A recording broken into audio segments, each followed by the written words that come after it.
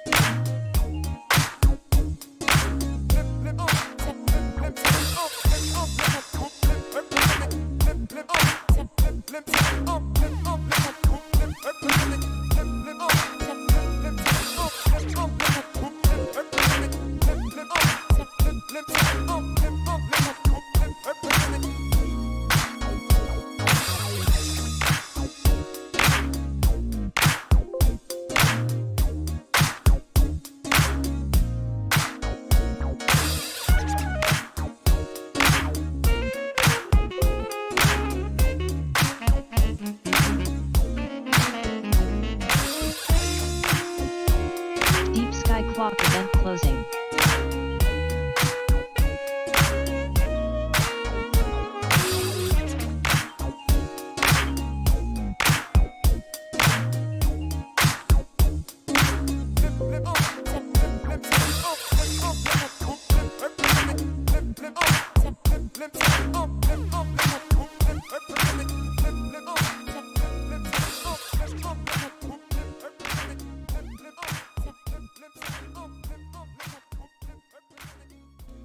Hey, welcome to SkyTour LiveStream. What's going on, guys? Telescope nice connected. to see you here.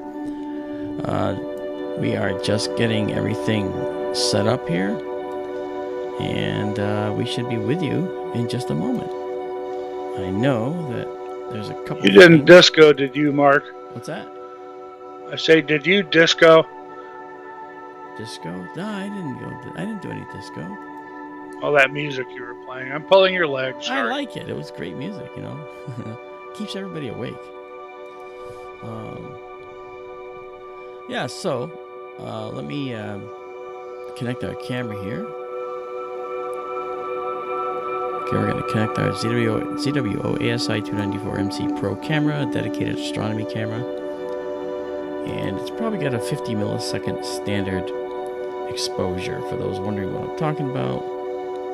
Let's wait until the camera connects. The camera connected?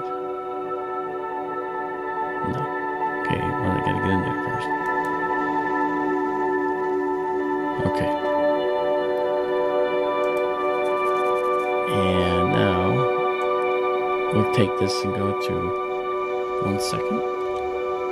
And then we'll do hyper processing here for a moment. See all the stars show up. Ta-da! Okay, there we go. And we are at a gain. This is basically our telescope. This is the camera control system over here. And I think the other problem I had was that I actually should have set this to capture at a higher resolution, which I didn't. That might be a problem. So let's do that. Okay, so it'll stop and then come back for a second. Well, hey folks, how you doing? I see a whole bunch of you here today. That's really nice. I'm glad to see you.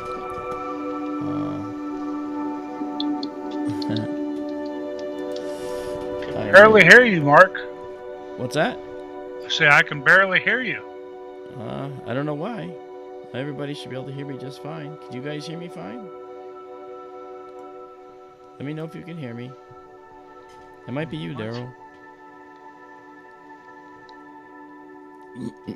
My settings are where they usually are. Okay. Well, I think people should let me know if they can hear me. Let me know if you can hear me, guys. Because I can see that my settings are being buried out there.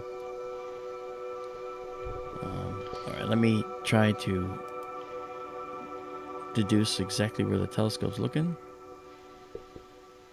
It's not quite dark yet, so it's kind of tough. We don't have the full we don't have the full benefit of that.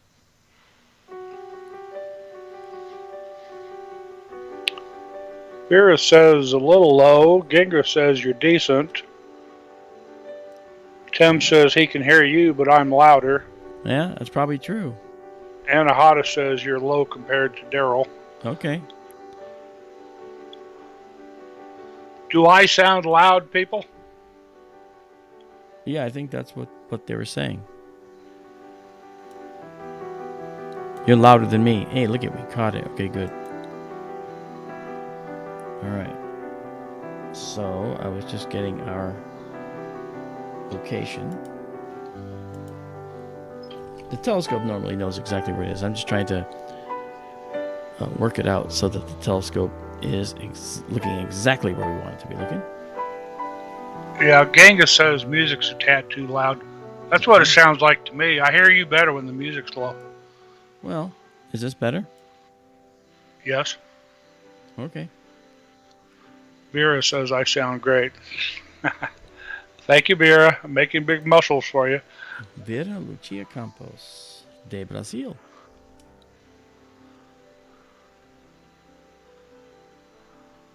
Okay. Too loud, Genghis? I think we're just fine.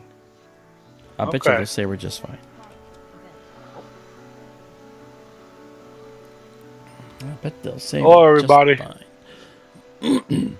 My voice is kind of shot, guys, because I went to a conference over the weekend in New York, and I did a lot of talking. A lot of people were enjoying the talk, which was kind of fun. I'm glad that they did. Okay, minus 23, 24, 57. All right. I have Ricola, but I don't think I can get it to you. Not easily. Ricola. Okay. We are synchronized.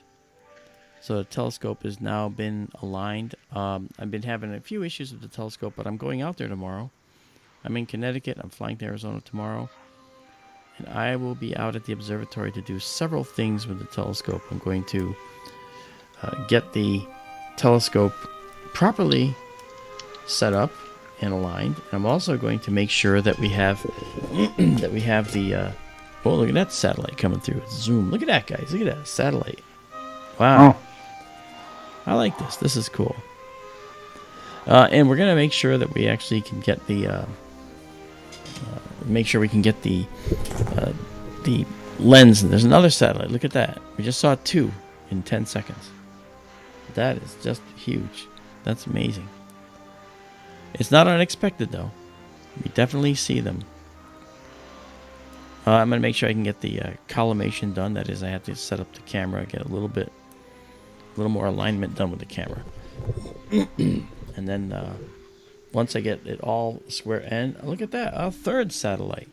Hey, wow. We're in the right place, guys. Let's just keep right watching. one too. That's 3 in 1 minute. Mars attacks.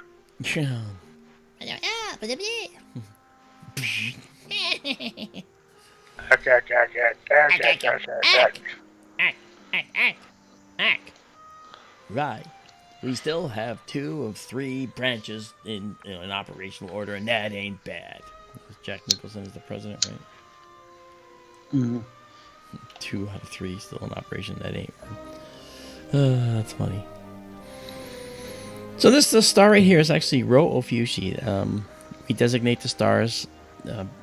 Generally, the stars were always historically designated by Greek letters, the brightest being Alpha, and the faintest being Omega. But this star here is Rho, so it's Alpha, Beta, Gamma, Delta, Epsilon, Zeta, Eta, Theta, Iota, Kappa, Lambda, Mu, Nu, Xi, Omicron, Pi, Rho, Sigma, Tau, Upsilon, Phi, Keep, Psi, Omega. So Rho is that. Show off. Oh, are you kidding me? I had to do this so many times. It's like it's burned into my head. For those just joining us who've never been here, this is the view into the telescope right there. Okay. That's the building with the telescope in operation right there. This up here is the telescope control system. This, of course, right here is the main view that you're looking at right here. And then over on the right, I swing out the panel that controls the camera. This is the camera control system over here. The most important thing you look at here is exposure under camera controls. Right now we're doing a 1 second exposure,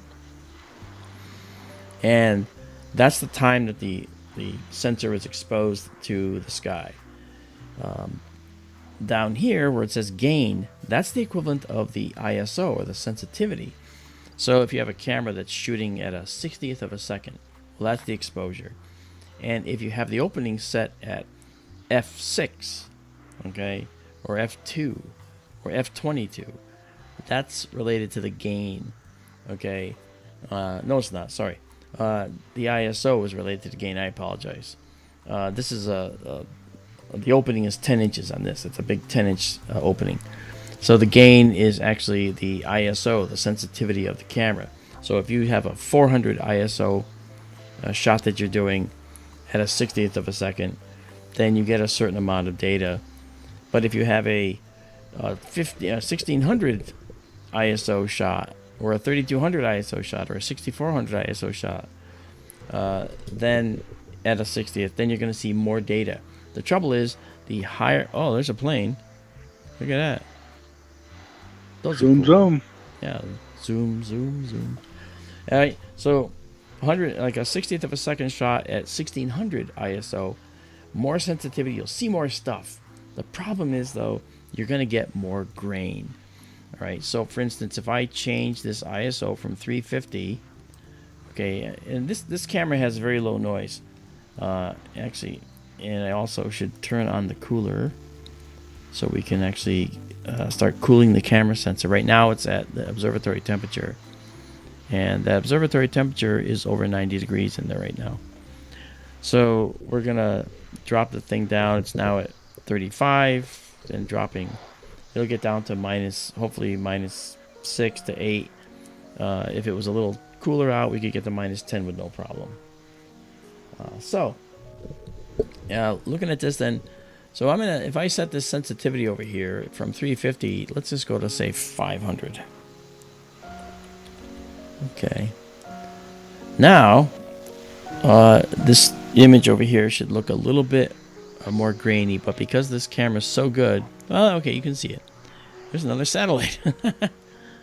Wow, see how grainy that looks? That's not clouds. That's the result of the higher sensitivity, or in this case, there's another satellite. So you see, Daryl, we're in a hot spot tonight. Evidently. Yeah. All right. Now, we could also reduce this gain down to, say, 200. And then when we do that, you'll see that it's going to be a much richer looking view. There's another satellite. Hoo-wah! Well, that's going to go right through Rho Ophiuchi. Look at that. It's going to go right. I'm going to leave my cursor right there. I'm predicting it's going to go right there.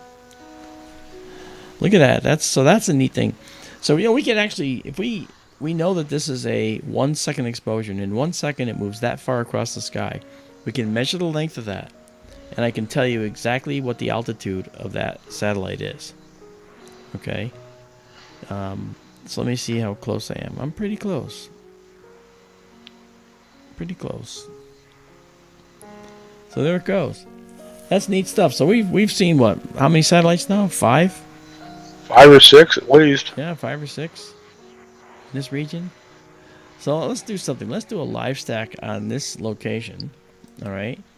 And live stack, it shrinks the image just a little bit, and it's going to start capturing. But I'm going to go up here to, let's go to the exposure, like I said before, and we're going to take it to, let's say 20 seconds. I'm not sure if it's dark enough for this. It might be a little bit light, but we're going to check it out anyway and see what a 20-second shot looks like. We're not going to miss anything because of the fact that we're actually we're taking exposure up here, and it's a long time exposure. We'll just see a line going all the way across the view. So let us to see. I'm going to pin this stack. Could not align. Okay, so what I got to do is go into live stack, and we're going to clear the stack. Yeah, your camera's not cooled down yet either. It might be kind That's of a fine. hot image. Yeah, correct. It's gonna be. Yeah, see these see the pixel colors there. It's clearly, there's noise. If you look down here, you can see the target, and the temperature right now is minus 3.4 Celsius. So we're below zero, but we're not at optimum temperature. Now we're minus 4.4. That's right down here. Minus 5.3. It's gonna bottom out somewhere around here, I think. Okay, and I think the stack may be working now. Yeah, we stacked 2. Now that we stacked 2, I can actually come in here.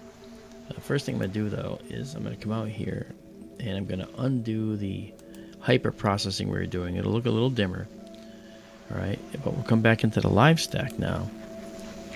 And when I say live stack, we're actually taking images and literally stacking them on top, boom, boom, boom, boom, boom, on top of each other, and getting all that faint signal and throwing away all that lousy noise.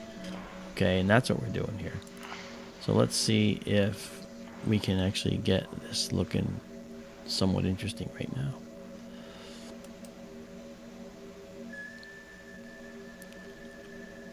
Okay, this is the Rho Ophiuchi Nebula. You can actually start to see a little bit of it, but I want to. You can see some of the texture. I'm going to try something else here. I'm going to try to adjust for the color.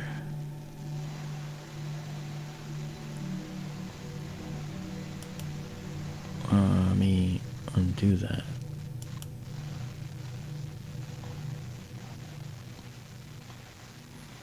Okay, let's do it again.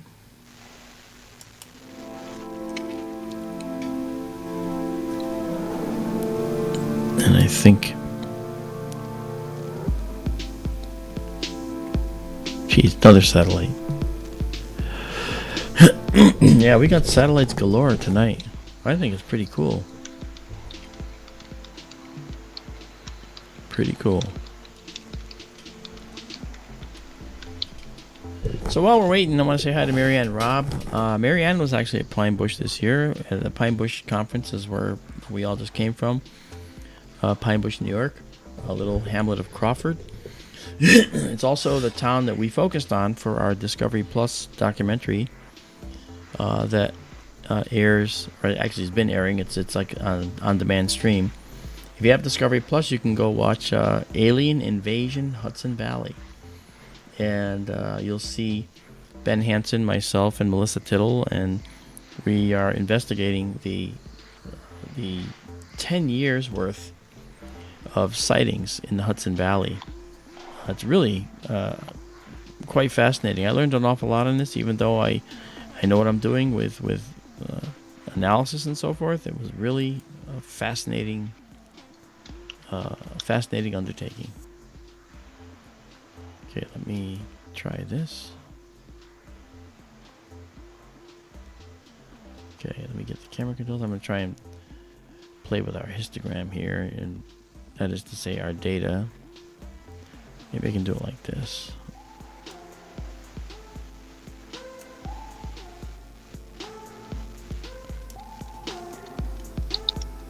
Let's see what this gives me.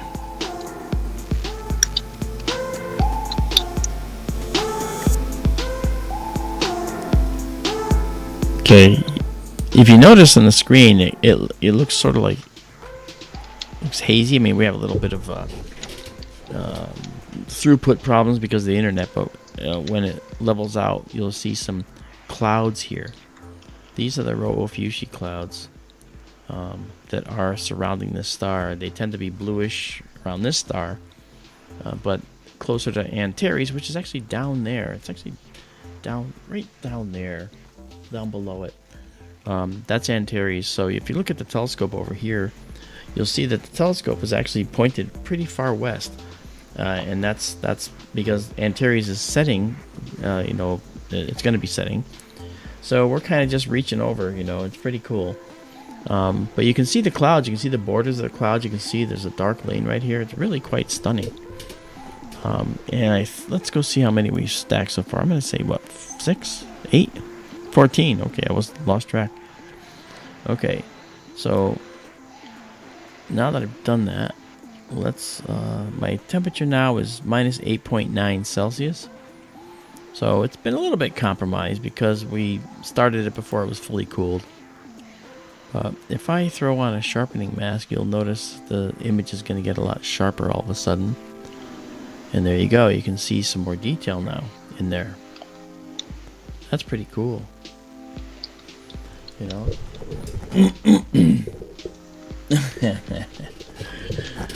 High speed, low drag. Yeah, I know. Yeah, I know who he is. Yeah, see, I went to Pine Bush and drove an hour and a half to go out there. Not a big deal. But what was a big deal was that I forgot my wallet. So I had my son, dutifully, and he did it very nice. I had him overnight it to me. It cost like $10. Well, then they said that due to the weather, it was going to be delayed until like the 8th, which is, 2 days from now. Well, I got the thing anyway because they actually delivered it on the Saturday night, which I didn't think they would. But they did. And I was told by FedEx that I wasn't going to have a prayer of getting it. So I thought that was pretty interesting, So yeah, so this is Rho Ophiuchi, and it's a little green on here, but it's not really green in real life. And I'll see if I can get the colors aligned better for you. Let's see if this will give us some color changes. I have to do it manually.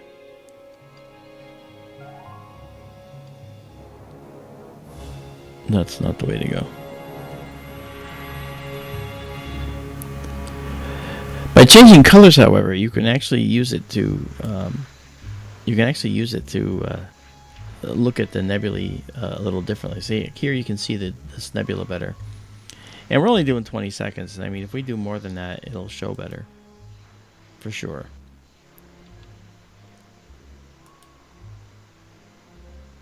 Without a doubt. Okay.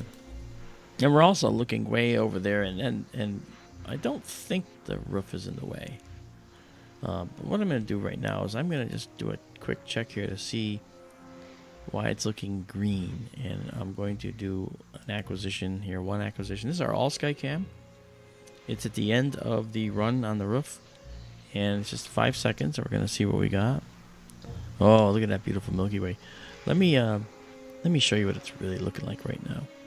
First things first, let's go to the settings. Okay, and I'm going to go into the settings, and I'm going to change this to give us a, let's say, 20-second shot. And it goes in milliseconds, so I have to do it this way. So I'll say 20,000. That's 20 seconds. All right, and we'll go back to preview. And we'll say, take one shot. And we still have a 1 second delay or so because of the issues with the internet out there. So, that's how it works. Hey, James Dugan, how are you? Good eye. How's everyone down there in Australia? I love Australia. Bucket list, gotta go. Okay, watch this now. I wish. I know, right? And now watch this. Boom! Look at that. Look at that Milky Way. Yep. Look at that. And this is kind of characteristic. You see, these are clouds on the horizon. Note that they're dark. They're black. You want the clouds to be darker than the sky because that shows you there's no light pollution that's going up into the sky. This here, these are the lights of Phoenix that is 65 miles away. And with the sensitive camera here, it unfortunately will show those. But to your eye, you don't see it. You don't even see it. It's just dark, dark, dark overhead. Okay, so there's our all sky. Our all sky shows beautifully. So we have some fun we can do Yeah, let's see how many of these we've stacked. Probably 28. Okay, so I'm gonna pause this stack. And remember, all these images go out to the cloud as we speak. They're being uploaded to the cloud, so you're gonna have these all available within minutes. Okay, so that, and it's a FITS file for that. But I'm going to now save. I'm going to save the image as exactly as seen, and then you'll be able to play with that as well. It's not the best one that we have, but it's actually getting lower on the horizon. So now let's go back to our. We're gonna let me just minimize this for a minute, and we're going to start up our Stellarium scope system and connect and start Stellarium. And when we do that, we should be able to now see exactly what the telescope sees. And we should also be able to see exactly where the telescope's pointing. And that's very important. That's important. And again, sorry about my voice. I've done so much talking over the weekend that I simply I'm unable to make it go away. I'm going to be talking over the weekend. I've got 2 talks to do out in Arizona. One's in Phoenix at the UFO Congress, and the other's in another location. I think it's about 100 miles away, actually, from Phoenix. And thankfully, Marianne Robb is going to get me there because she's from Phoenix. She's also the business director for SkyTour LiveStream, and is the reason SkyTour LiveStream is in Arizona. I cannot thank her enough for all she has done. So show her the love in chat, please. She is a superstar. Not Superfly, but superstar. Superfly. Okay, so we are, if I rotate this over, you can see we're way over here. And as far as our elevation above the ground, we are looking at about 20 degrees above the horizon right now. So that's not really that high. Okay. So we're going to move back into the Sagittarius star cloud region and see what else we got, because there's lots to see. All right, so that's fine. So what I'm going to do now is bring back up this camera system. All right, and we're there. That's good. I'm going to kill the stack. That means clear it. And pictures have already been saved. The stack has already been saved. And now we're going to come out of that, and we're going to make the camera go back to 1 second exposures so that we can capture things fairly quickly while we're moving the scope. You mentioned your files a moment ago. Yeah. Did Isabella send you her new site? No. Oh, well, hopefully she'll send it to you, or write her and ask her. She shared her new site with me this morning. She started a website, I guess you'd say, a web page where she has all the astro images that she has processed. She's Good putting for up. her. Good job, Isabella, if you're here. I don't know if you're here. Very proud of it. No, she should be.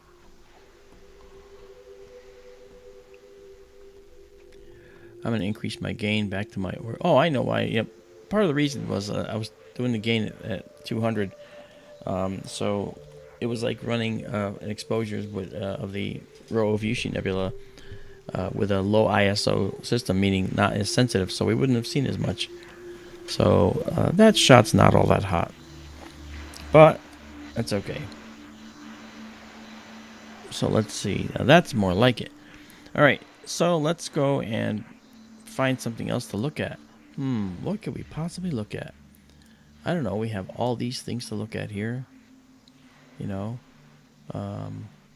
let's just try coming back here. What's interesting is we can actually just go to any spot in the Milky Way and do some long exposures and check out some dark nebulae. And I think that's pretty cool too. There's so much dust in our galaxy, it's fun to actually image it, because out here we can see it all. Yeah, okay, I'm crazy. Alright, I'm going to go up to nearly maximum speed. Alright, so let's go east. You watch the telescope up above there, you'll see it move.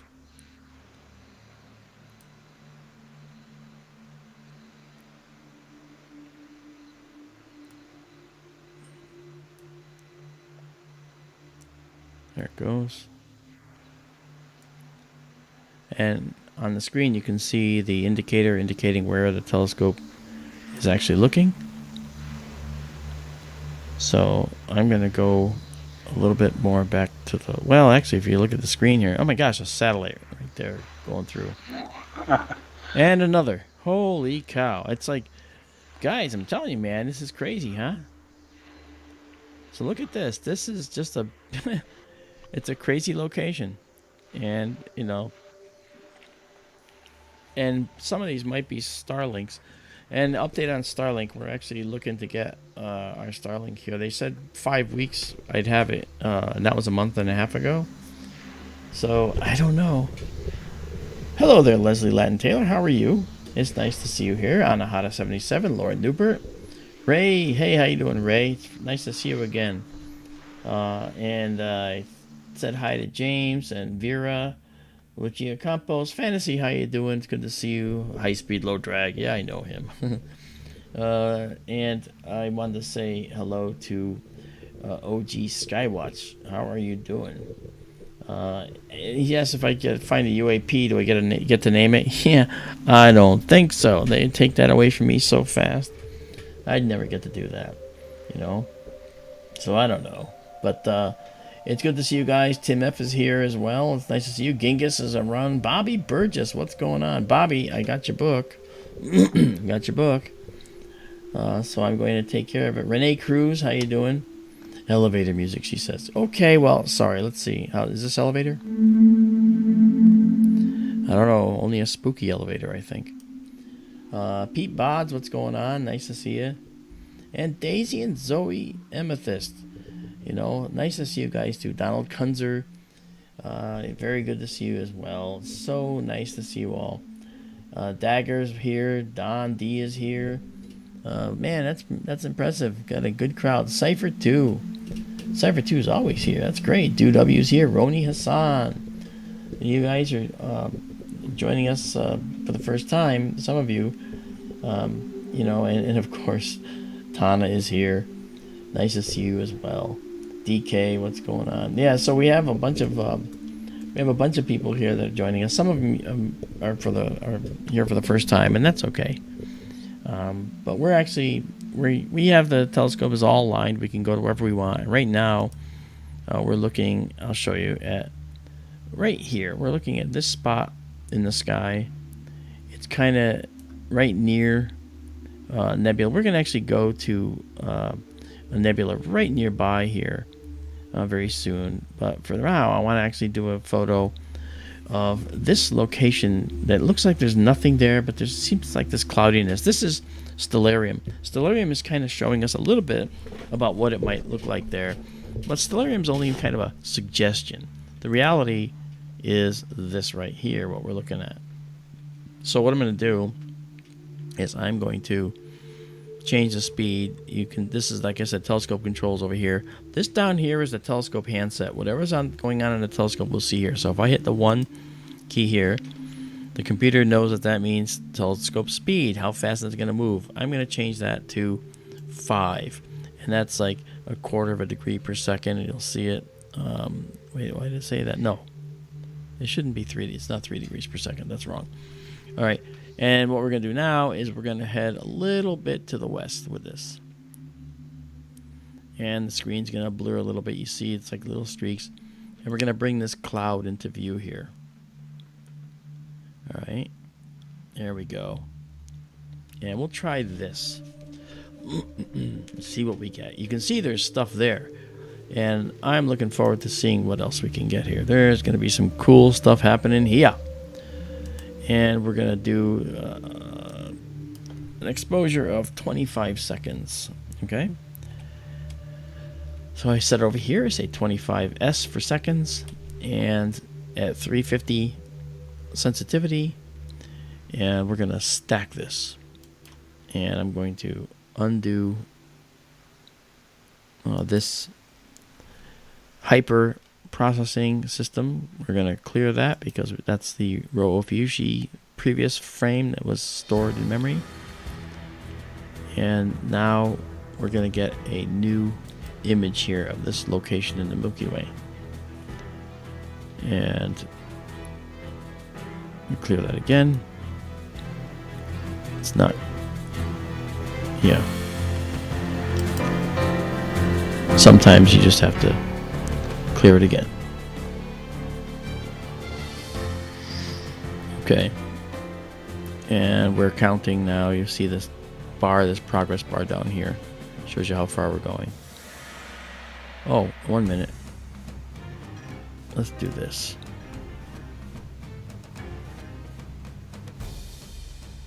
Okay. Mark's gone hog wild on dark nebula since he went F2 with the telescope. Yeah, that's true. The only problem is, I'm trying to figure out. I said 25 seconds, 350 gain, temperatures minus 7.3 Celsius. Let me. What time is it out there? It's actually 8:46, so it should be dark enough for this. I see a star there, so I might be pushing it right now. Maybe I'll go to 20 seconds and see where to go. I might go to 20 seconds and see if that actually gives us a better exposure range here right now. You know, and for Isabella, if we can do it, I don't have a, hey Mike C, I don't have the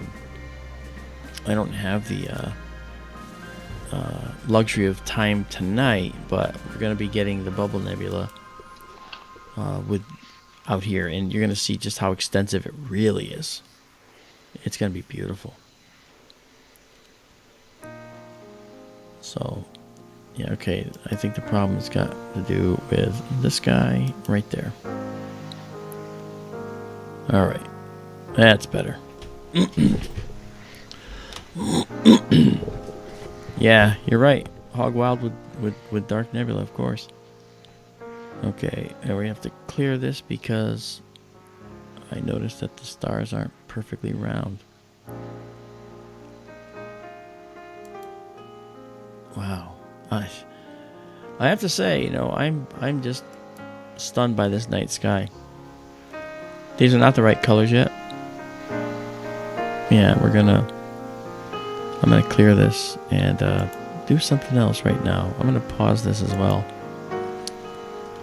because what I have to do right now is I'm gonna go in to the setup for Starlock. This is our guiding system. I'm going to drop down. You'll see that it's going to go down here at the bottom there. You see it now. It says auto rate cal. Then I go to right ascension rate, and I'm going to enter that. And I found that I enter a right ascension rate, a guide rate that's 0.5 instead of 66. And then I go down again, and I go to what? The declination rate. It's like, how much does it correct? If you have it correct too much, then you get really lousy results. So right now it says 66, so I'm going to change that to what I have found to be working, and that is 0.3. So going down to 3 from 66 is quite a change. So we're going to check that out now. We're going to say resume, and I'll wait for this photo to be taken, because otherwise you're only going to get a partial. Okay, so now we're going to resume here, and we'll see what we get. I'd like to make it get it as perfect as I can. The other reason that you might not see a good image could be because there's some wind that's going through the building, but I don't think that's the case. Okay. Look at that dark nebula right there. Wow. Let me just let me set it to the maximum size. Look at that. Let me also see if I can give us a little more detail. Oh, baby, look at that. That's beautiful, but it's the wrong colors. But what I'll do is I will try something else. I'm going to try this guy first. And now this guy. Let's see what we get.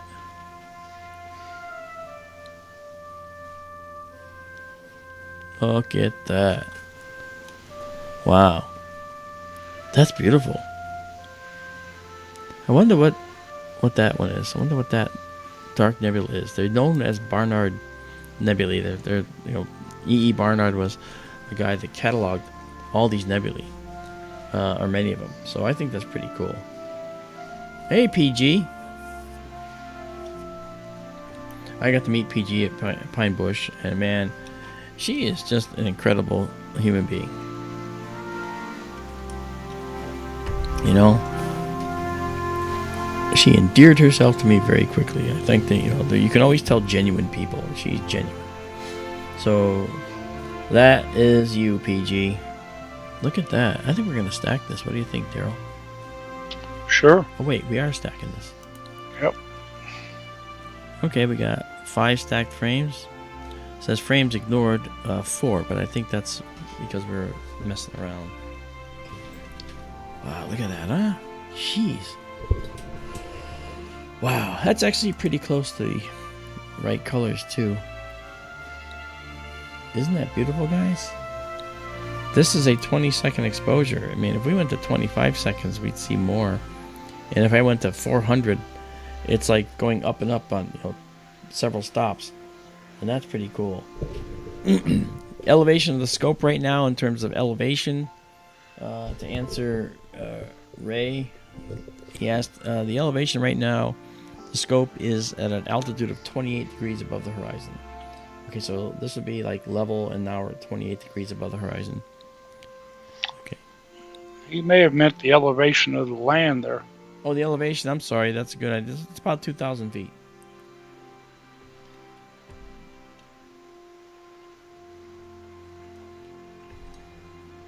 Well, thank you, PG. Mark, will you excuse me for a moment, please? You know what's funny? What if I said no? Of course, you can go, whatever. All right, I'll be right back. No worries. Okay, we stacked 10 frames. And wow. Wow, my gosh, I just can't get over it. Look at how stunning this is. And this was just a random spot I chose to just stop in the Milky Way. And, you know, what I was trying to say to you before was this right here, this cloud right here, this is a dark cloud of dust. It's not a hole. We're not looking through something. We're actually looking at a dark cloud of dust right here. And it extends all the way up there. You can see that it comes down, and we see that there's lots of little clouds, like one right here, one right here. Okay, these are the other clouds that are here. This is our galaxy, not just ours, but every galaxy.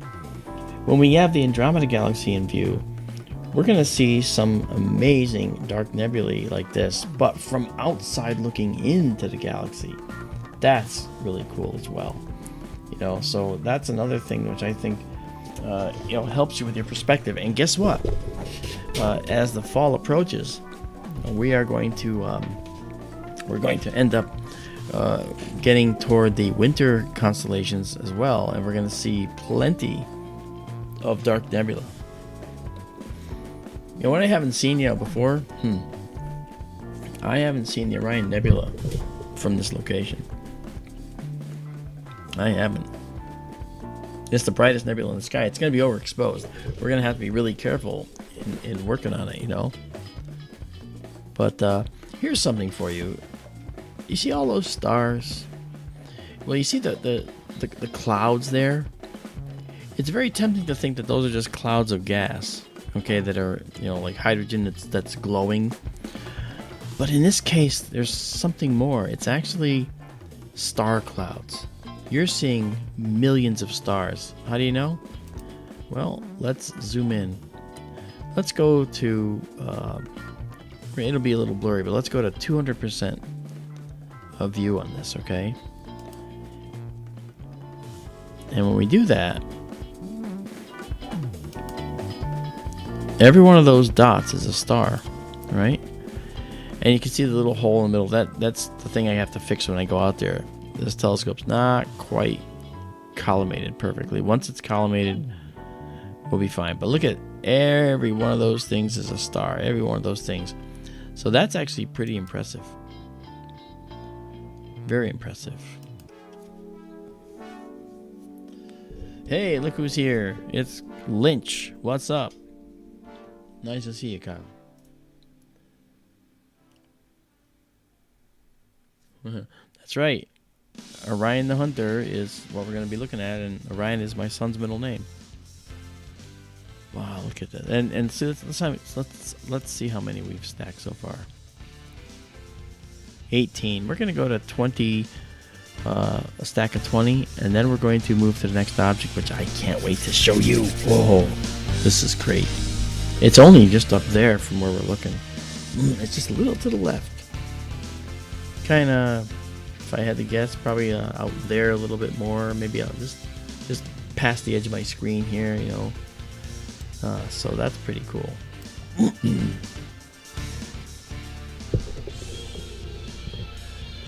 Fantasy, you make a good point. For all we know, the greatest genocide in the galaxy could be taking place somewhere in this picture. That's right. Or somewhere in this picture is a star that is dying and taking with it a planet of billions and billions and billions of beings. And Daryl's back. Ta-da! I had to go out and take a quick peek outside. Beautiful clear night here. I opened up the windows because it's cooling off outside now. Yeah. You can really tell summer's on the wane here. It got up in the low 90s here today, but boy, the sun sets now and it just starts cooling off immediately. Yeah. Okay, I'm going to save this stack. And then I'm going to save it exactly as seen. And then I apologize for the delay again. Once we have Starlink, this is going to be all real-time speeds. So, not to worry. Okay, so now we're going to get rid of this stack. And as soon as we get rid of the stack, we're going to lose our beautiful image here. But don't worry. It's going to be up on the server in just a little while. Alright, so I'm going to go back now to our 1 second exposure. But to do that first, here it is. Okay, 1 second. Just 1 second. That's it, 1 second exposure. And now this, you'll see what's hidden in that 1 second exposure, right? Is just a few stars that you can see. Let me get rid of the live stack here.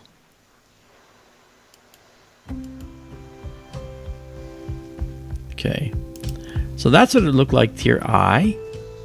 You might see the cloud with your eye. It might, in a dark sky location like where we are with the telescope, it might actually kind of look like this, which you'll see in a sec.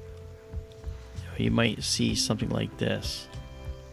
You might see this hazy Milky Way, which is really pretty. All right, we're at 1 second. We're at 350 gain. We've got the hyper processing on, and now we're going to head over and move to the next object. And I have a feeling you're going to like this one. And I'm not going to go to the lagoon right now, believe it or not. I'm going to go somewhere else. Trifid? You got it. You're spoiling everybody's fun. Oh, sorry. No, you're not. No, you're not. You're not spoiling everybody's fun, is what I'm saying.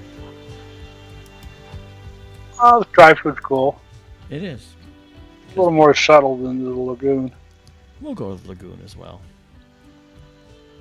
All right, so let's get I rid. figured. Yeah, I mean we're here, and that is going to be the most beautiful sight on the planet. All right, here we go. Even the lagoon is getting over toward the west now. Yeah, it is. Sagittarius is. It's already west of the meridian. Yes, it is.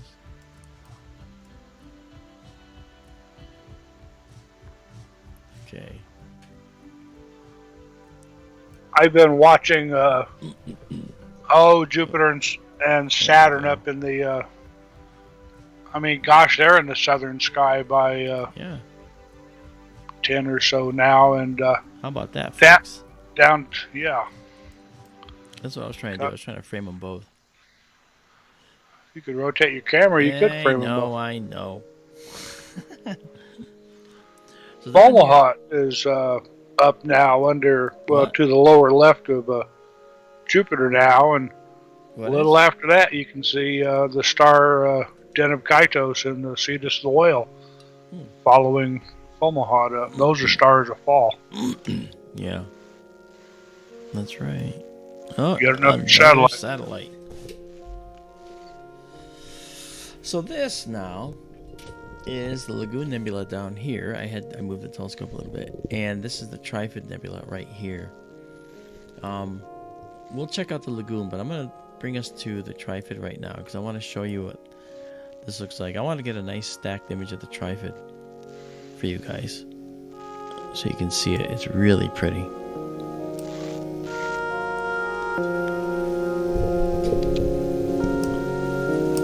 Yeah, and you see when you'll notice that there's also a cluster right here.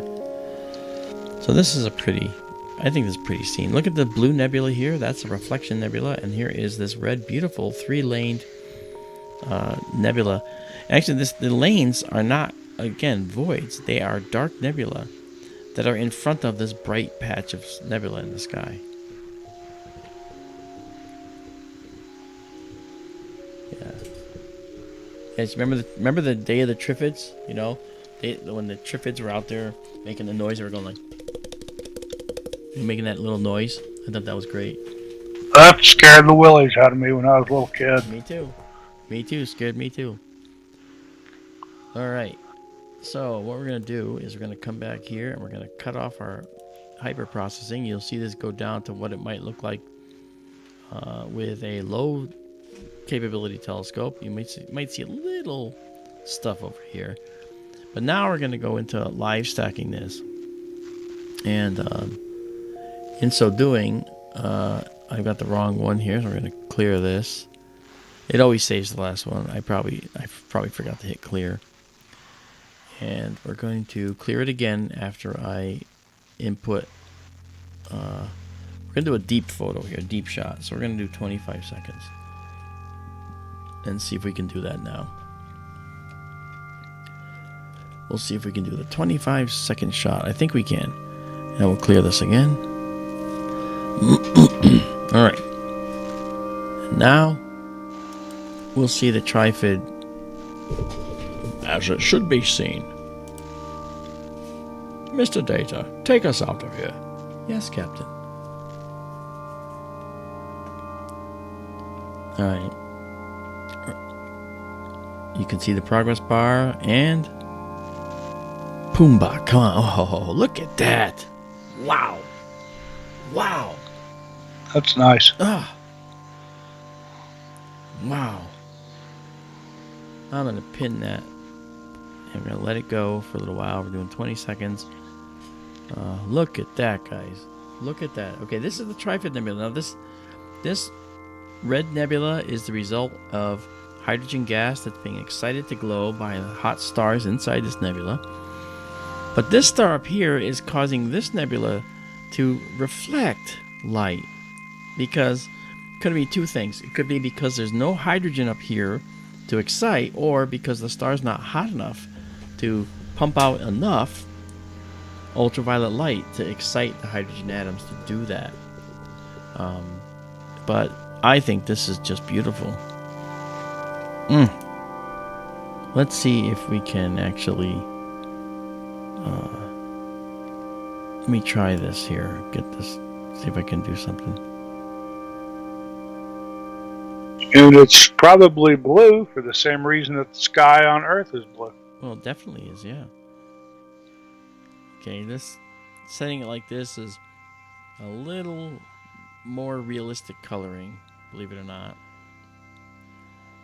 And we'll get it all back here in a sec. Now this, you see this diffuse nebula throughout the galaxy. These are diffuse nebulae and star clouds in as well. But then you've got these beautiful standouts here. There's a cluster here. This is whenever you see clusters of stars, they're always young. They're young stars. Okay, young stars. Now the temperature was over 90 in there today, so I want to go up to my observatory system and start the focuser system, because I have a thermometer in there on this, and I'm going to go connect first of all. Alright, that's our focus, and now let's go to the temperature, see what the temperature is. Okay, temperature is 92 in there right now, and that explains why we can't get down to -10. We can only get down to -7.8 because it's really hot in there. And as you can see, it still isn't bad. Look at that, huh? Jeez. Hey, one man. Yeah, I apologize, by the way, for the fact that we're starting late. But as winter approaches, we'll be starting earlier and earlier. And that happens to be because, you know, Arizona right now is a 3-hour time difference. But it's got to be 2 before long. And the sunset will actually be happening sooner. Today, that's why we started at 11 and not midnight. Remember, we're starting at midnight in the height of the summer. Okay, we actually have stacked 8 frames so far. Let's take a look. We need to get you some cowboy boots. What's that? So we need to get you some cowboy boots. Get you thinking like a Westerner. Yeah, I know, huh? It's only 9 o'clock there. Yeah, that's true. 9:07. Get you a Stetson too. Yeah, I can't wear hats too easily. I mean, there is the only kind of hat that I wear in the desert is the desert hat, which has a flap which goes down and big wide brim. Look at this. I'm just so taken by this. Wow. It's a nice picture. It is a beautiful shot. And we've stacked 10 images here. We're gonna go probably to 15 or 20, and then it'll be available to you. You know, Trifid Nebula is several thousand light years away, so it stands to reason that when you look at the universe like this, you're seeing the universe, or everywhere you look in the sky, it's like a time machine. You're always looking back in time. Okay, you're looking at Trifid Nebula as it was several thousand years ago. This star cluster, however far away it is, you're looking at that. Again, however far away it is, you're looking at that many years ago. Pretty cool.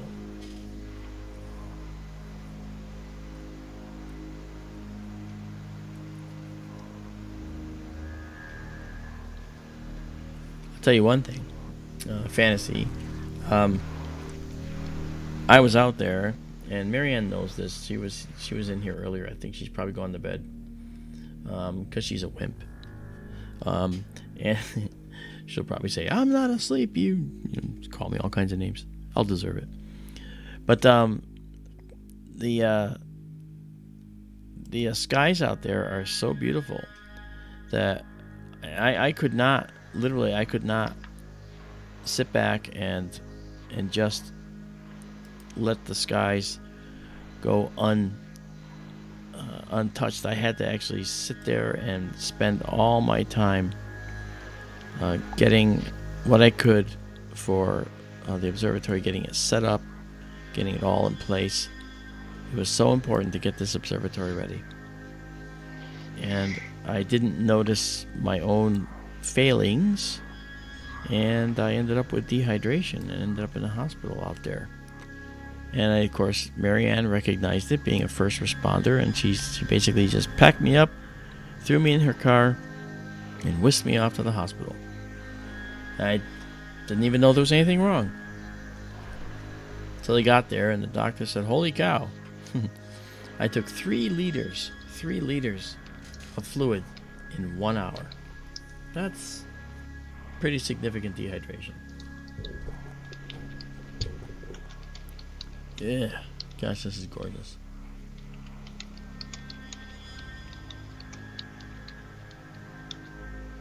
Yeah, here it was about 70 today. Just beautiful. Wow. When I show you the Lagoon Nebula, you're going to see it's just amazing. What's the highest you ever observed at, Mark? Highest? Yeah. Oh, altitude? Yes.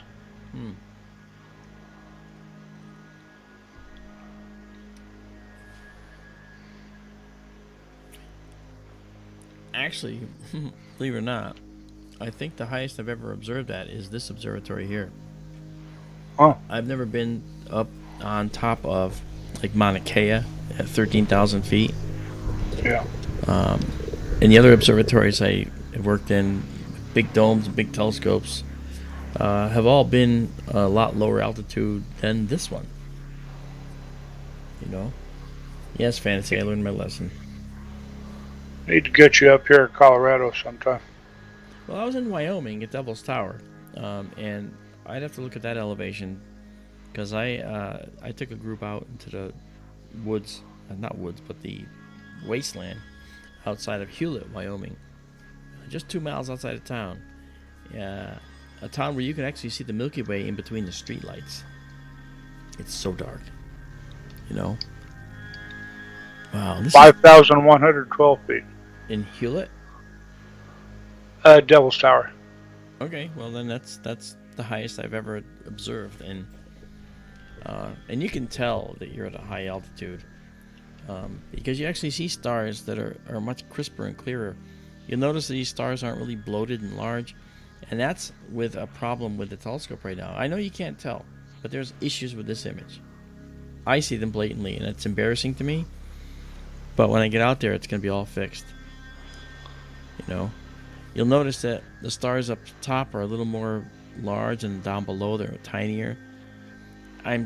This has to be tilted. The lens on the end has to be tilted ever so slightly. And when I do that, it's going to line everything up, and everything will focus perfectly like a spot, and everything is going to look as good as like right here, and that's going to be beautiful. Wow. Fantasy was at 10,000. That's fate. That's cool. The aircraft count, I did go on some aircraft and took me up, pretty high, but that wasn't really, I guess we can't count those. Fixed observatories. All right, I'm going to, let's see, we've got 23 stacked here. I'll go to 25.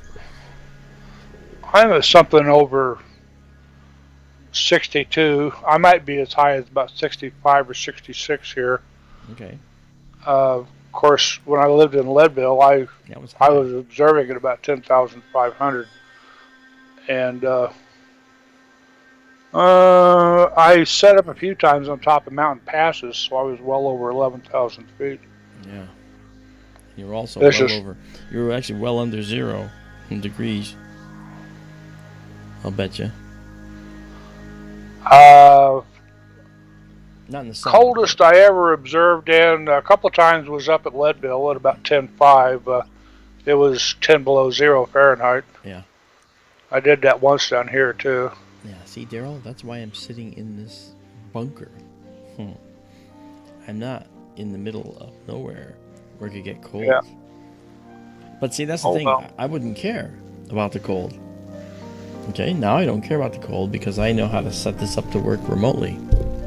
I I mean, look at that. That's just stunning. Wow. Okay, we're 26 stacked, so I'm gonna pause this right now. Pausing it right now. I'm gonna save it. That's beautiful. That's gonna make a gorgeous processed image. I mean, it's already somewhat processed. Okay, and now I'm gonna go and save it just like we see it. And you'll see that that's gonna come up. There it is. There's your snapshot right there. Okay, and now let's go into the live stack and clear it. And there it goes. And we'll come back. This takes so long because of the dumb internet out there is so slow. But you know what? I have some internet. It's better than having none. Better than having none. It's just like being methodical. Alright, so now let's just do this guy again. Alright, and we'll see it. Oh, look, a satellite. What a surprise. Yeah. A lot of them have been north-south sets, too. Yeah. North-south sats are usually defense birds. Uh-huh. So I'm going to take us now a little bit to the west. No, east, I mean. And you'll see that change. You guys like the dynamic view here that we can change dynamically? I think it's pretty cool. Now we'll go over a little more because there's something in addition to the lagoon. I want you to see another feature of the area. So let's do this. The lagoons will now be probably just below and to the left of the Trifid Nebula now when I drop it down.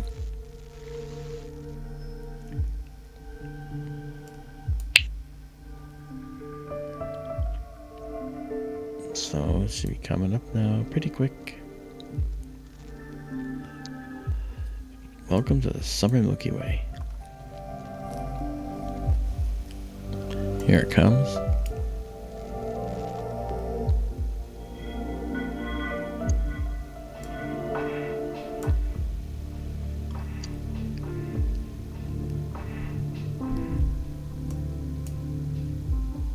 Wow. Okay, and we're just gonna go east a little more. And you'll say, why? The lagoon's right there. Why are you moving that way?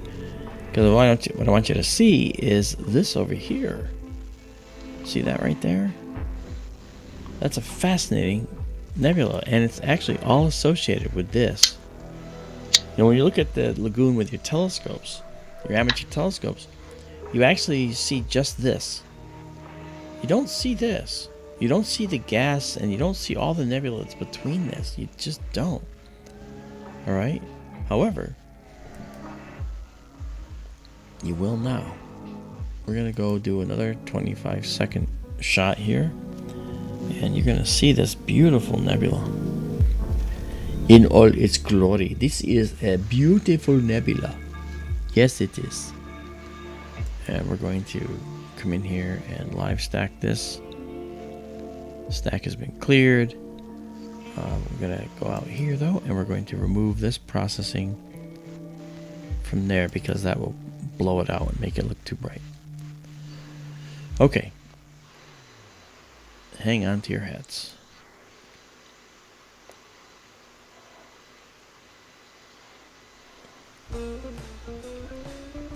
How about that? How about that, guys? Look at that. Wow. I don't know, Daryl. What do you think? Oh, I think it's great. Kinda I remember okay. we saw this fairly recently. We kind of explored that part over the left side. The particularly bright spot there on the lower left. Yeah. Now, see, guys, we're stacking this. Let me just say this, Daryl. We're stacking this, guys. So one thing that to understand is that if you look here in between this stuff, like over here, okay, you can see that we actually have there's a graininess in this. See that graininess? We're gonna get rid of that. by stacking here. As we stack, it's going to go away. Right? And that's really important to know. I'm sorry, Daryl, go ahead. I want to say it before we lost the noise from the stack. Well, that's fine.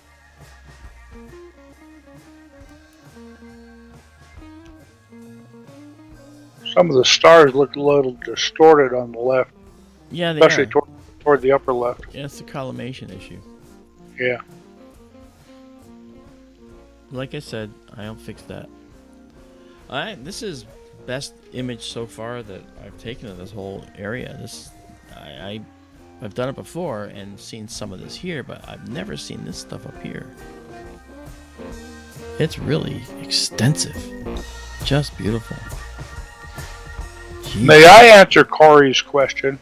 Oh, I didn't even see that. Corey Williams. Hey, Corey Williams, how you doing? Yeah, Corey, nebula. Nebula means cloud, literally. And when we talk about nebulas up in space, they are like what you're seeing here. It's called an emission nebula, which means it's emitting light at certain discrete wavelengths. And what you're seeing here is the reddish light of hydrogen alpha.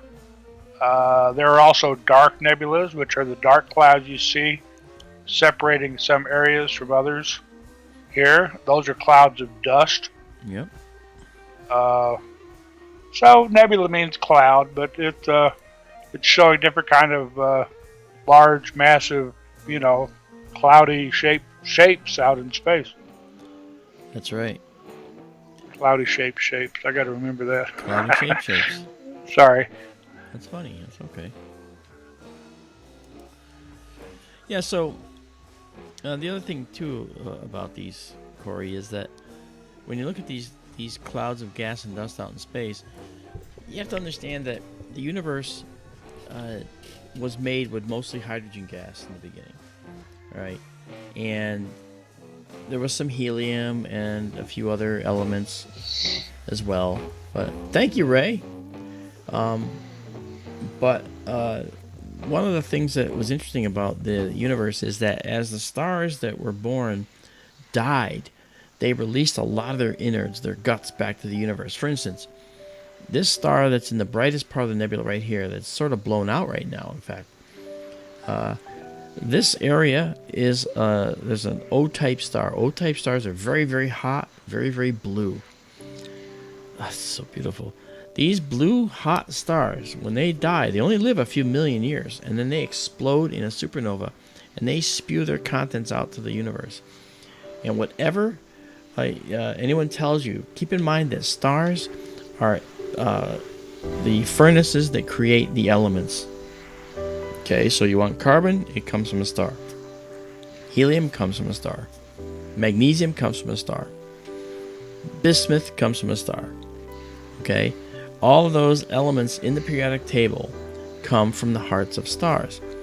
And there's various ways in which the stars create these elements. Some create them in their core, right? So, for instance, a star like the sun can fuse hydrogen into helium, okay, and helium into carbon. But it can't really go much further than that because it's not big enough.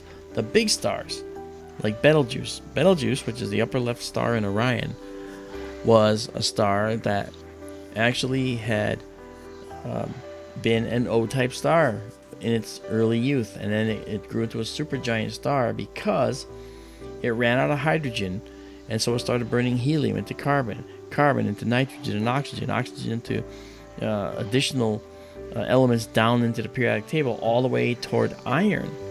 And as it did that, the star would just start to pulsate. Okay, oh, we got a new source of fuel. Let's burn, let's say, helium into carbon. The star bloats up with that newfound source of energy to fuse.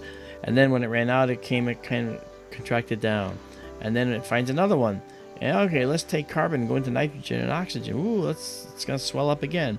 So these stars tend to do this pulsation thing.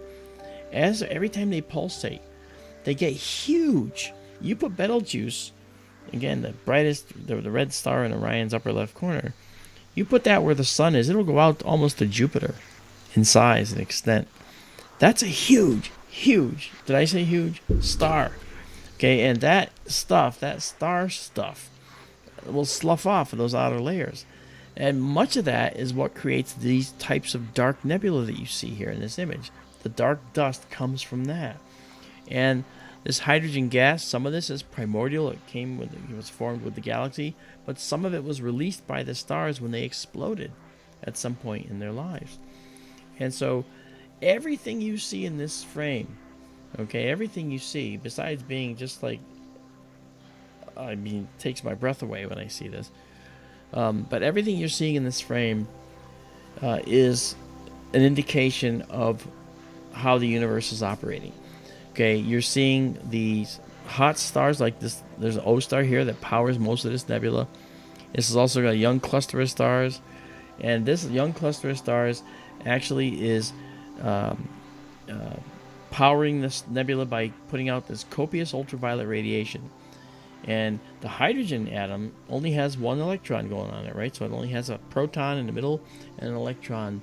We say it's orbiting, but in fact it's everywhere at once. It's called the Heisenberg uncertainty principle, but don't worry about that. The fact is that electron can get knocked off the atom by absorbing ultraviolet energy, and it goes so far out that now effectively the hydrogen atom is now just a proton, one little thing rolling around. And when that electron comes back into the atom, after bouncing around and hitting other things out there, it can come back into the atom, okay? And when it does, it gives off a little bit of light. And as Daryl said, it's this special light called hydrogen alpha. So that's what the hydrogen alpha is. It's basically a transition of the electron into the atom. And it's a special transition, a certain place that the electron goes when it comes back into the atom. And when it does that, most of the hydrogen atoms, when they go through this, those electrons go to a specific location in the atom, a specific shell, if you will, okay? That shell, we know, it's called n equals 2, second level. And that n equals 2 level is where the electron drops to. And that gives off a characteristic red light, which is what you see here. Long explanation, but I wanted to kind of give you the background there. When you see those nebulas like the lagoon right there, they're stellar nurseries. That the earlier stars, like the big O star Mark talked about, they produce the heavier elements that go back into the cloud, like Betelgeuse he mentioned. Yeah. And then the later stars that form in that cloud take up those heavier elements. Yeah. In fact, they form with whatever is available to them in that location. And remember, stars are powered by hydrogen in their first stages. Our sun is powered by hydrogen. And in our primordial solar nebula, we had lots of this dust. You can see some of it right here. Here's some of this dark black dust right there. You can see some of these are hydrogen clouds, but there's more black dust here coming up all along there. This is a dark, dusty, just a real dark and dusty region, isn't it? And that dust goes into making planets in some locations. And the gas, the hydrogen gas, goes into making stars. And when you form stars, sometimes the material begins to swirl around the stars and form what's called like a disk. And it forms what's called an accretion disk. Now you've got this material swirling around the star. And if any of it gets clumpy, then you'll see that it's going to self-condense, gravitationally condense into little knots. And those knots become planets. The central big knot that formed was the thing that formed a star in the middle. And every star you see here in this image, every single star, you can be sure that in all the stars you see in this image, you can be sure that there are more planets than there are stars in this image. In this image, there's more planets around all those stars you see in this image than there are stars. Okay, so that's one of those facts we discovered by analyzing the production of planets in the universe. Maybe that's where the missing mass is too, Daryl. I saw a vid the other day, yesterday I think. I can't think of her name, a German lady. She talked about the did I send you that about the standard model of cosmology and Yes, you did. the cosmological principle and all? And you said it might be getting changed. Yeah, and she said things aren't matching up with predictions in cosmology, and Yeah. she said it may do away with the need for dark energy entirely. Yep. That It's interesting. That is interesting. YouTube's been offering me some cool videos lately. Watch some about electron orbits, like you talked about, and the quantum physics, and discrete quanta and energy levels of the electrons, and also some that talked about black body radiation. Yeah. Uh, Black body cool radiation. It's interesting because we look at stars as something called black body, guys, and a black body is basically a perfect radiator. Okay, stars aren't perfect; they have shells of dust around them that can impede the outflow of energy, but in general, they're perfect They're perfect radiators. So that's what we're looking at here, is a perfect radiator. All right. Now, when we look at this nebula, and you look at this over here, I mean, this is a whole nother complex over here. So there's a whole lot going on in this region of space. And the Trifid Nebula, remember, is up here. It's right up there, out of the view, a little farther away. So, I mean, this is just a gorgeous region of space. This over here, that's hot in there. That's an O star, one of the hottest stars in the universe. And it's only going to last another, who knows how many millions of years it's already lived. And it's going to go supernova, and it's going to just disrupt this whole nebula with a gigantic supernova remnant. But we see supernova remnants everywhere here we're looking. We're seeing them. We're seeing the results of past supernovae that have caused all these complex clouds. So we don't know how many stars have already exploded in this location. Maybe many, maybe none, maybe, well, certainly some. So I think that's pretty cool. All right, so we saved this image, and this image, just as you see it, will be up on the server. And if you don't know where that server is, just go to SkyTour LiveStream on Facebook or to Mark D'Antonio, my Facebook, and the pinned posts on both those locations give the location. I created a server, a public accessible server that you can all look up there and grab these images on, okay? Susan Woodcarver, thank you. Isn't this crazy? It is just beautiful to look at these beautiful deep sky objects. And thank you so much for coming, Susan. I really appreciate that you're here. And Isabella, you didn't give me a link to your new site. I want to know where that is. Oh, you're going to get me in trouble.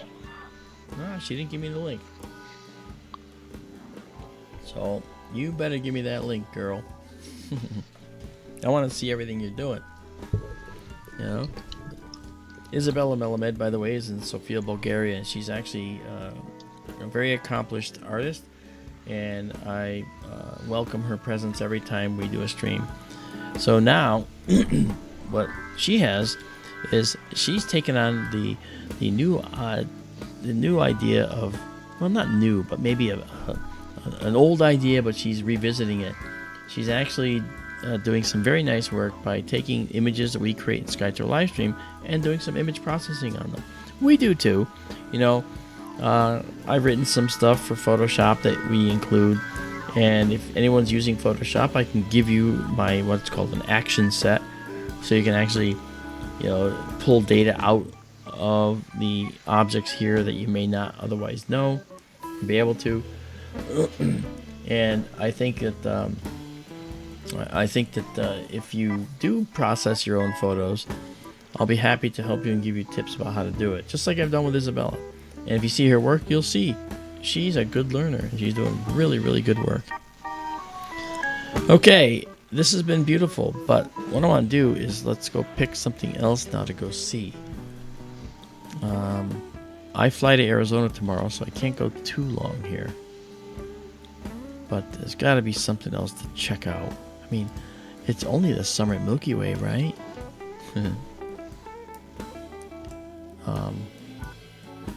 Yeah, that's beautiful looking. Oof.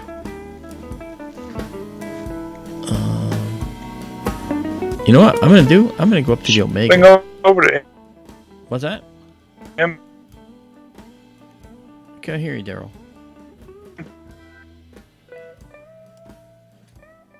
Daryl's cutting out on me. I can't hear him.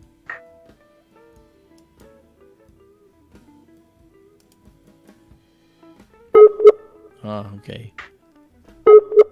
He's not there. 20. All right, you're back now. You were gone for about 20 seconds. Hello? Yeah, are you there? Yeah, I'm here. Can you hear me okay? Yeah, you were gone for about 20 seconds. Yeah. Did you suggest something? M22. Yeah, that's true. We could look at M22. That's not too far. It's right here. And then we'll zip up to something else that I want to look at. Okay. So first, what I'm going to do is go back to here. Get one more view. Wow, that's crazy. I saved that, guys. That's we're looking at 27 stacked images here.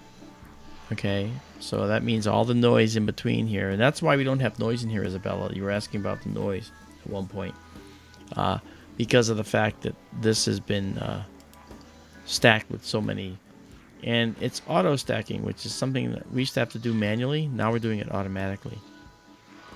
So this now is going to go away, and we're going to go to a beautiful globular cluster. So we're gonna first of all go down. This is typically what you see right here. This is what you would see in a telescope right here. So you can see how much more you get to see when you actually have a dark sky. Very dark sky. Very dark sky. Okay, so now let's go back over and let's actually go and do hyper processing. Okay, so we have that, and now we're gonna go over. Let's see, we're gonna go here, and we're down here, and we're gonna go over to here. So we're gonna just head east, and you'll see the stars squeeze in there into long lines.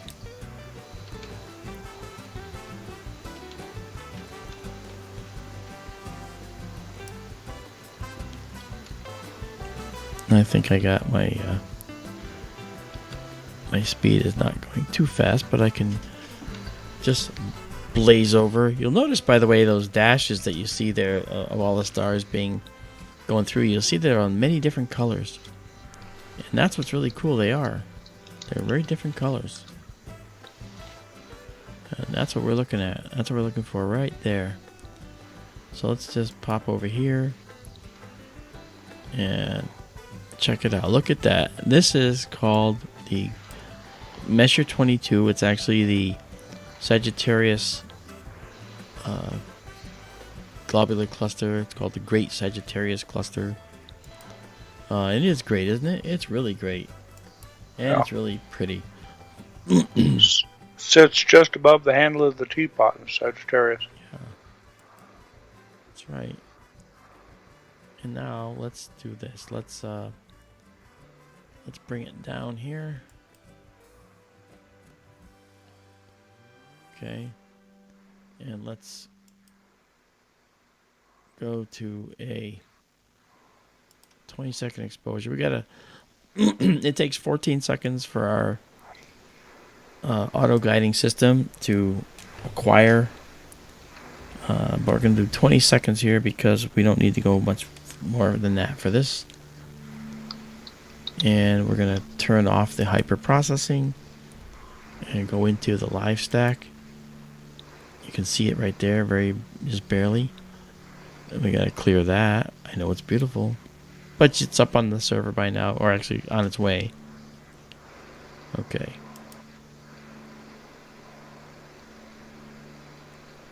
All right. So you can see down here. Look at that. Look at that beautiful, beautiful, beautiful globular cluster. 10,000 light years away, too. Yeah. Globular clusters, as Daryl and I talk about often, are what are called halo objects. They're actually they're outside the galaxy and they orbit the entire galaxy as a whole. But because the disk of the galaxy is so big, these things will go down plunging through the disk like kamikazes on a suicide run, and then come up through the disk on the other side in some cases. And sometimes I'm convinced, as the because as an astronomer I studied some of these things when I was getting my degree, they will actually shed some of their stars through gravitational interaction, and they will gain some stars through the same type of thing. So as they come down through, they're shedding and gaining some stars all along. So I think that's pretty cool. But this is a gorgeous little nebula. I'm sorry, a gorgeous little cluster. And I think that as great star clusters go, it's only outshined by Messier 13 in Hercules, and of course Omega Centauri. Yay, Omega. Yay, Omega. Yeah, that's Daryl's favorite cluster. We can technically see Omega Centauri from here, and I'm hoping that we'll be able to see it when it comes up. But it's going to be a lot bigger than this one. It's actually quite a bit bigger. How size in the sky, Daryl? You told me once, and I know a lot about the objects and their nature, but the night sky and where things are sometimes eludes me and so forth. It's just I only saw it once, and that was 1994, okay. 1995. It was as big as the moon in the sky, and it has like 4 million stars in it. That's like half a degree. And 30 arc minutes, as we call them. That's pretty big. That's pretty big. Oh, it just knocked my socks off. I bet it did. I mean, I'd seen M13 and M22 and stuff, and there was no comparison. It was huge, and it was bright, and it was full of stars. Susan, I just want to answer your question. When do you do this again? We do this on every clear night that we can. So this is not a rare occurrence. This is something that we do quite often. And if you ask in the chat, people will tell you that we are here quite a lot. Daryl joins me a lot on these. And actually, we usually have Amanda Curran joining us too. But she's usually busy this time of the year with another show that she actually likes to be involved in. So I didn't even ask her to join us tonight. I probably should have, huh? But I don't think she would have. Maybe she would have. But she's also... See, we have SkyTour Radio on Sunday nights from 6 to 8. And this is SkyTour LiveStream, which is... we're subject to the weather. So when it's clear, we can do it. As you can see, it's clear. Oh, beautiful. And the monsoon season has been happening out there. Okay, high speed, low drag. You go to bed. Good night. Thanks for coming. And the monsoon season lasts July, August time frame, so the clouds are around. But today, there wasn't a single cloud in the sky in all of Arizona. Yep. Yeah. I think the monsoon's broken. I suspect it has. I think there's another globular cluster in that image. Go about 2 o'clock from M22, almost to the upper right edge, right there. Yeah, that looks like I'm sure that is one. Let's see which one it is. We go to M22 here in our dynamic planetarium, and let's go see. Let's go see. Actually, I also have our field of view indicators. Let me just do this. Tadpole cluster, I bet. I bet you're right. Yeah, that's what it is. Because we're... Okay, that's M22 right there. Alright. And now let's show our field of view. Okay. So So there's our field of view. That square represents this right here. Okay, and right up there, okay, you can see, if you follow the line here, you can see that to the upper right of this, based on this square, we have that cluster. So if we go back into Stellarium and we look, it looks like it's just off a little bit. It seems to be off just a little bit. But I think that's the tadpole cluster is right. Yep. That's pretty cool. And in terms of its brightness, the tadpole cluster, it's a magnitude 10.24. Now, what's magnitude? Well, magnitude is brightness. We use it to identify the magnitudes of stars and so forth. The sun's like minus 26.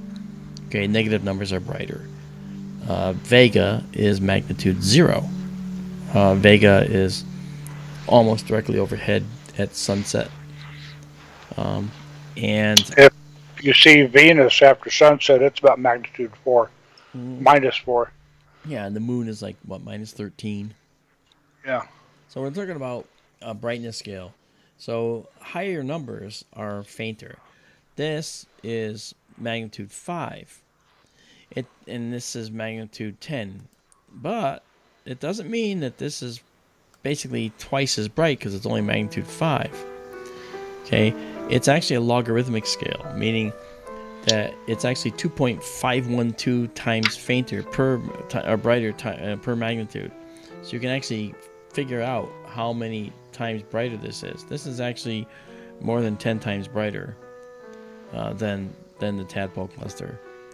So you go through. It's actually way more than that. It's quite a bit. It's 25 times. 2.5 to the 5th power, wouldn't it? Yeah. So it's going to be like 25 times brighter, maybe. You can figure that out. I'd have to break out the calculator. So as you see, this is our field of view. So we come back in here, and if we look at our live stack, let's see how many we've stacked so far. We have probably stacked at least 24, and I'm going to come in here now, and we have 24 stacked. Okay, so I'm going to pause it here, because I really want to take us to another place. This is really beautiful night. It's just gorgeous. I'm beside myself here, guys. I have to fly in the morning, but you know what? I don't care. Okay. All right, here we go. So now let's do this. Maybe I'll sleep on the plane for the first time in my life. I just have to stare out the windows all the time. If I did it right, 5 magnitudes brighter would be about 100 times as bright. Yeah, I was going to say that, but I think that we have to look at it's brightness with luminosity. This is, if you look at this and look at this, you say, well, is that really 100 times brighter? Well, look at the size, Overall, it's going to be brighter. Look at this little line, Daryl, M22, see that? Uh-huh. Line of stars. Very interesting stuff. Okay, we've saved this all. We're going to clear this and move on to the next object. This will all be up on the server before you know it. And actually what I do is I actually been labeling everything now too, by the way. I've been labeling all the directories up there that you're going to see. Okay. Thank you for indulging me. Yeah, sure.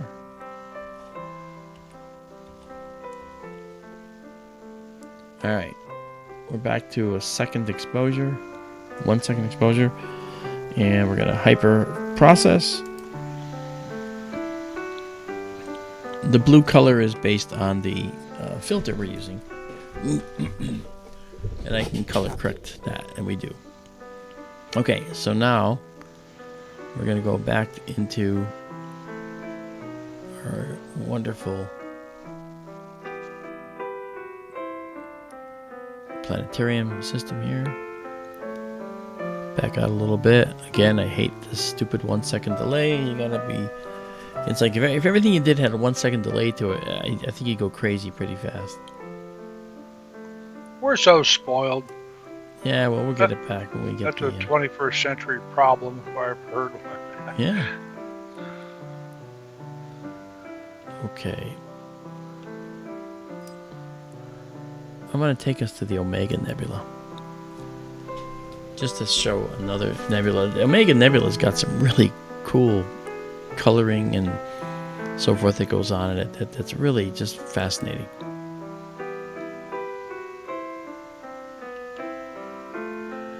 I'm going to go to speed of 1.5 degrees per second, and we're just going to go up north and watch the stars shift as we do.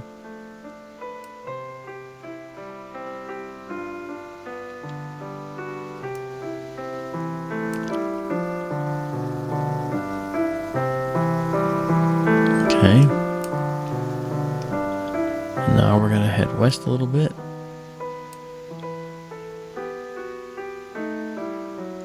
And we should have the Omega Nebula.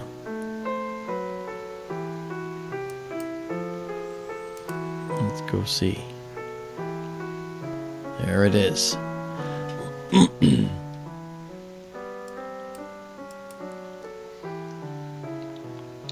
I think it's kind of fun to just drive around the sky, you know? People get to see like they're looking through binoculars, you know? I think it's cool. I think it's pretty cute.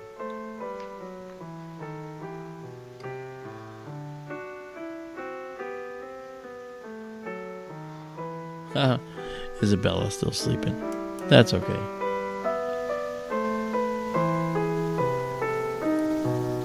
Oh, thank you, Daisy and Zoe. Duck Decoy Nebula. Yeah, Duck Decoy, yeah. Yeah. Well, most people would call it the Swan Nebula. Yeah. The swan's sort of lying on its back. Mm-hmm.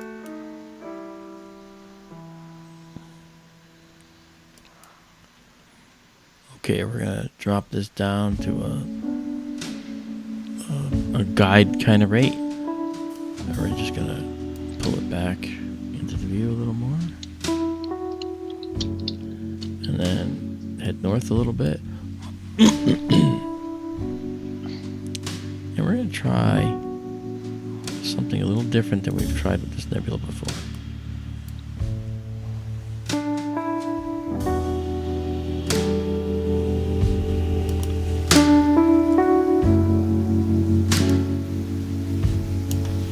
Okay, what we're going to do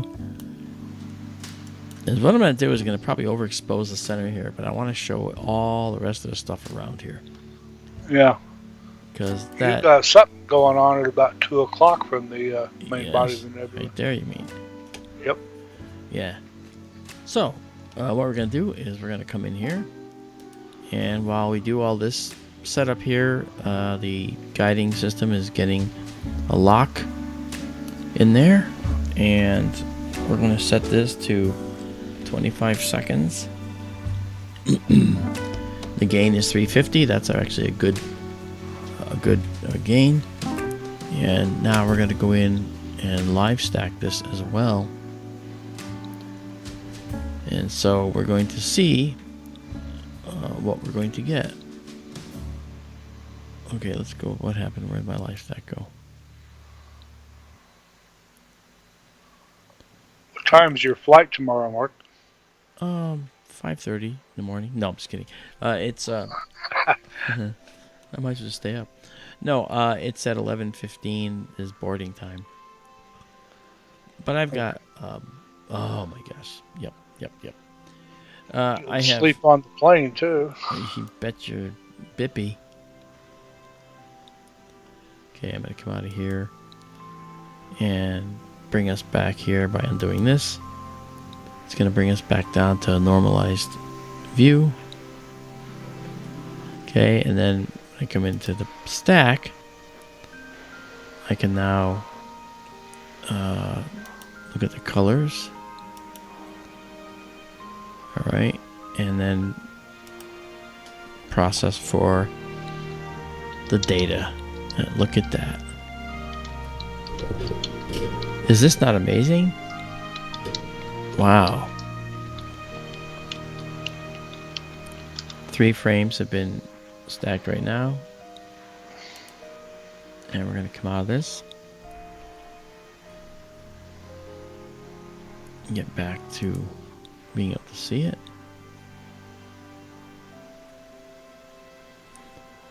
Look at this dark nebula in here. Isn't this just fascinating? This stuff is, it's very convoluted in here. And that is very characteristic of some of these nebulae sometimes. They actually show these convolutions.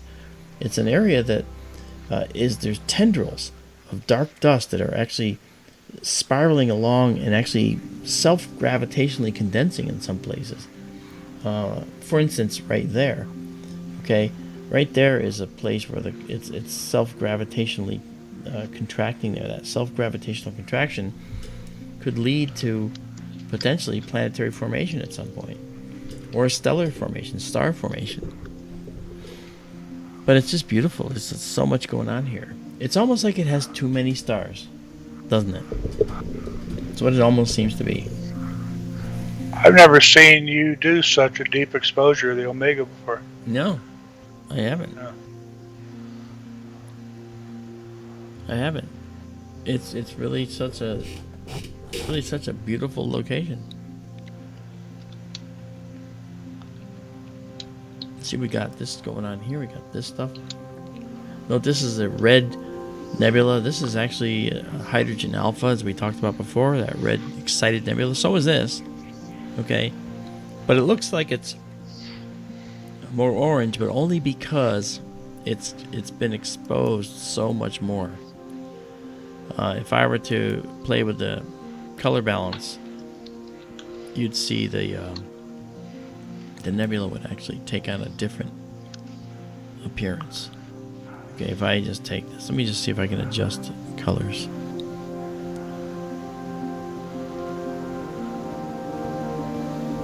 Okay, now this might be a little too red, but I just want to show you something. By bringing in that red, it kind of shows you where the red is in this image. Okay, this is probably a little darker, and it is darker. All right, the stars are still white, so we're probably pretty darn close on this.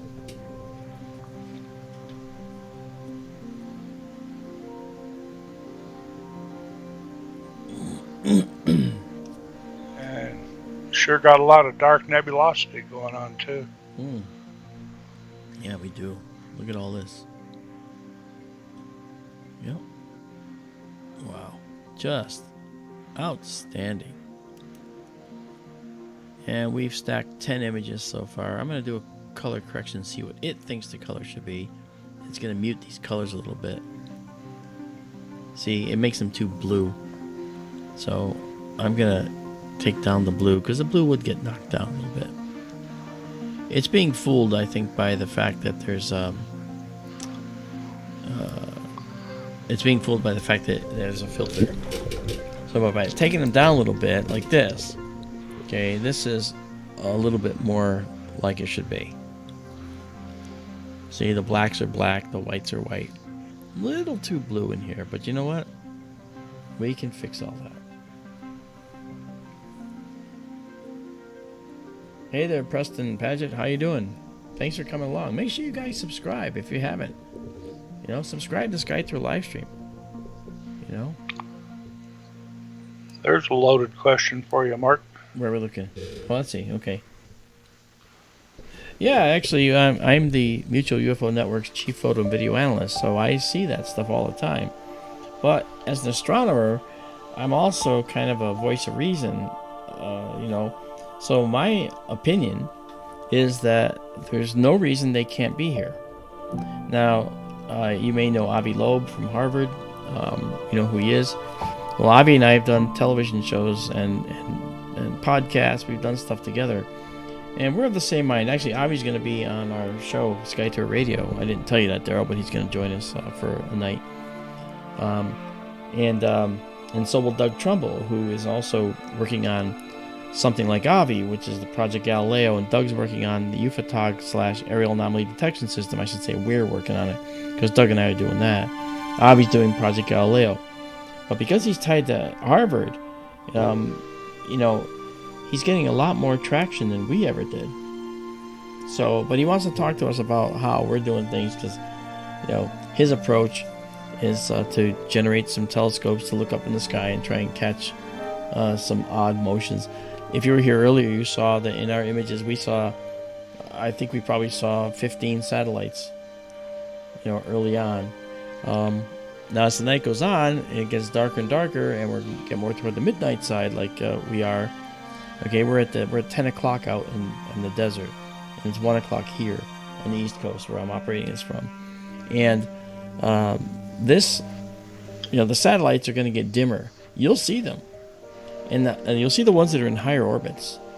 In higher orbits, you'll still see the satellite trails, because the sun is still out for them.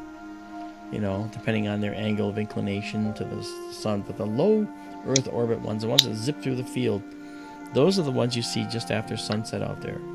And we saw probably, like I'd say, 15 of them, tonight. And it's all recorded. It's all recorded in the raw footage that's up on the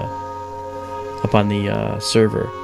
And again, the server location is at my Mark D'Antonio Facebook page or SkyTour LiveStream's Facebook page.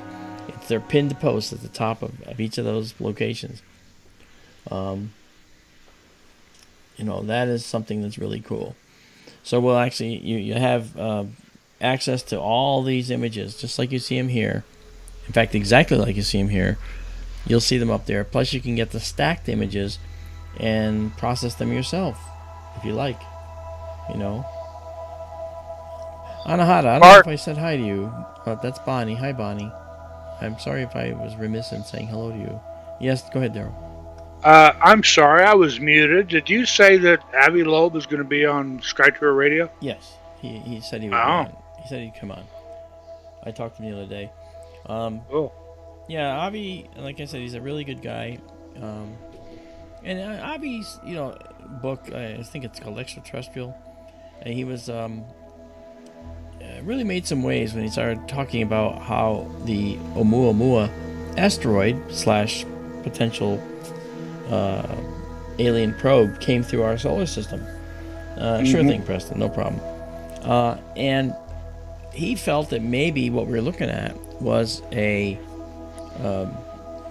alien probe, defunct or not, that came whipping through. And the reason he thought it might be an alien probe is because when it left our solar system, it didn't follow the typical path that it should.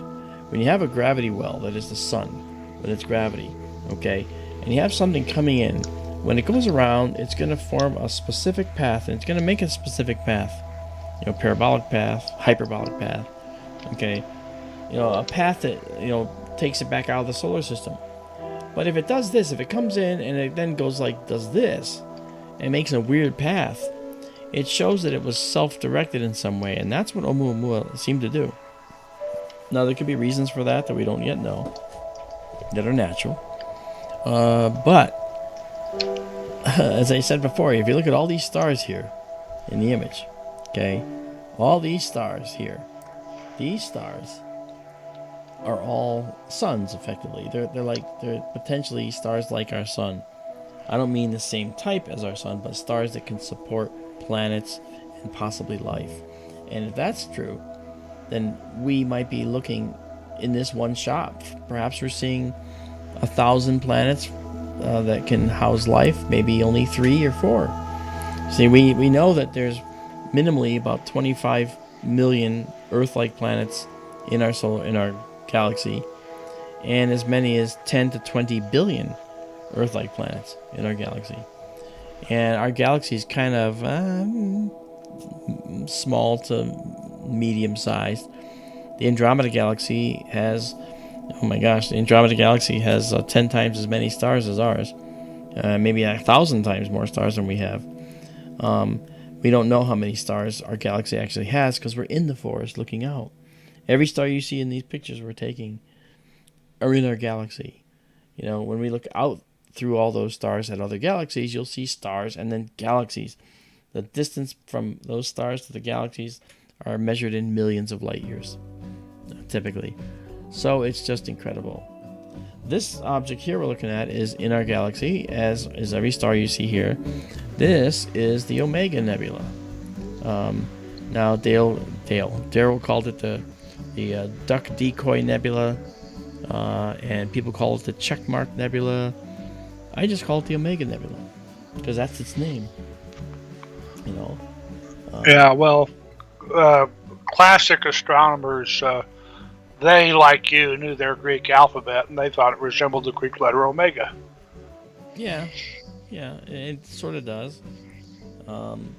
But does it resemble the capital Omega or the small Omega? I guess the small one. The small Omega in the Greek alphabet looks like a W, guys. But the capital Omega looks like this. It's like a little, like a horseshoe, almost. If you have a horseshoe, and you have or maybe tiny, it is the capital then. Huh? Maybe it is the capital then. I don't know. I actually don't know that answer. So, all right, we've taken, we've stacked 28 frames with this. This is probably the best Omega Nebula we've ever shot. So I'm going to pause it. Well, we got one more coming in. I'll pause it at 20. We'll stop at 29. Okay, so we're stopped at 29. Okay, I'll save it now. And so this stack is now saved. And then I'll save it exactly as you see it here. And you can download that process shot too. This is not the final process shot. I can bring out a heck of a lot more detail than this. But I'm going to upload, as I have been now, all those final process shots up to the directories where these process shots are located too. And you'll see them. So look at this. This is cool. All right. So let's clear that. And you'll have it back. Don't worry. It's going up to the server. Right? And let's see now if there's another object we can find. I don't know, Daryl. What do you think? Small Sagittarius star cloud. I see that's right below us. Or the Eagle Nebula. Yeah. I know you do the Eagle a lot. I did. But you know what? Let's do this Sagittarius star cloud.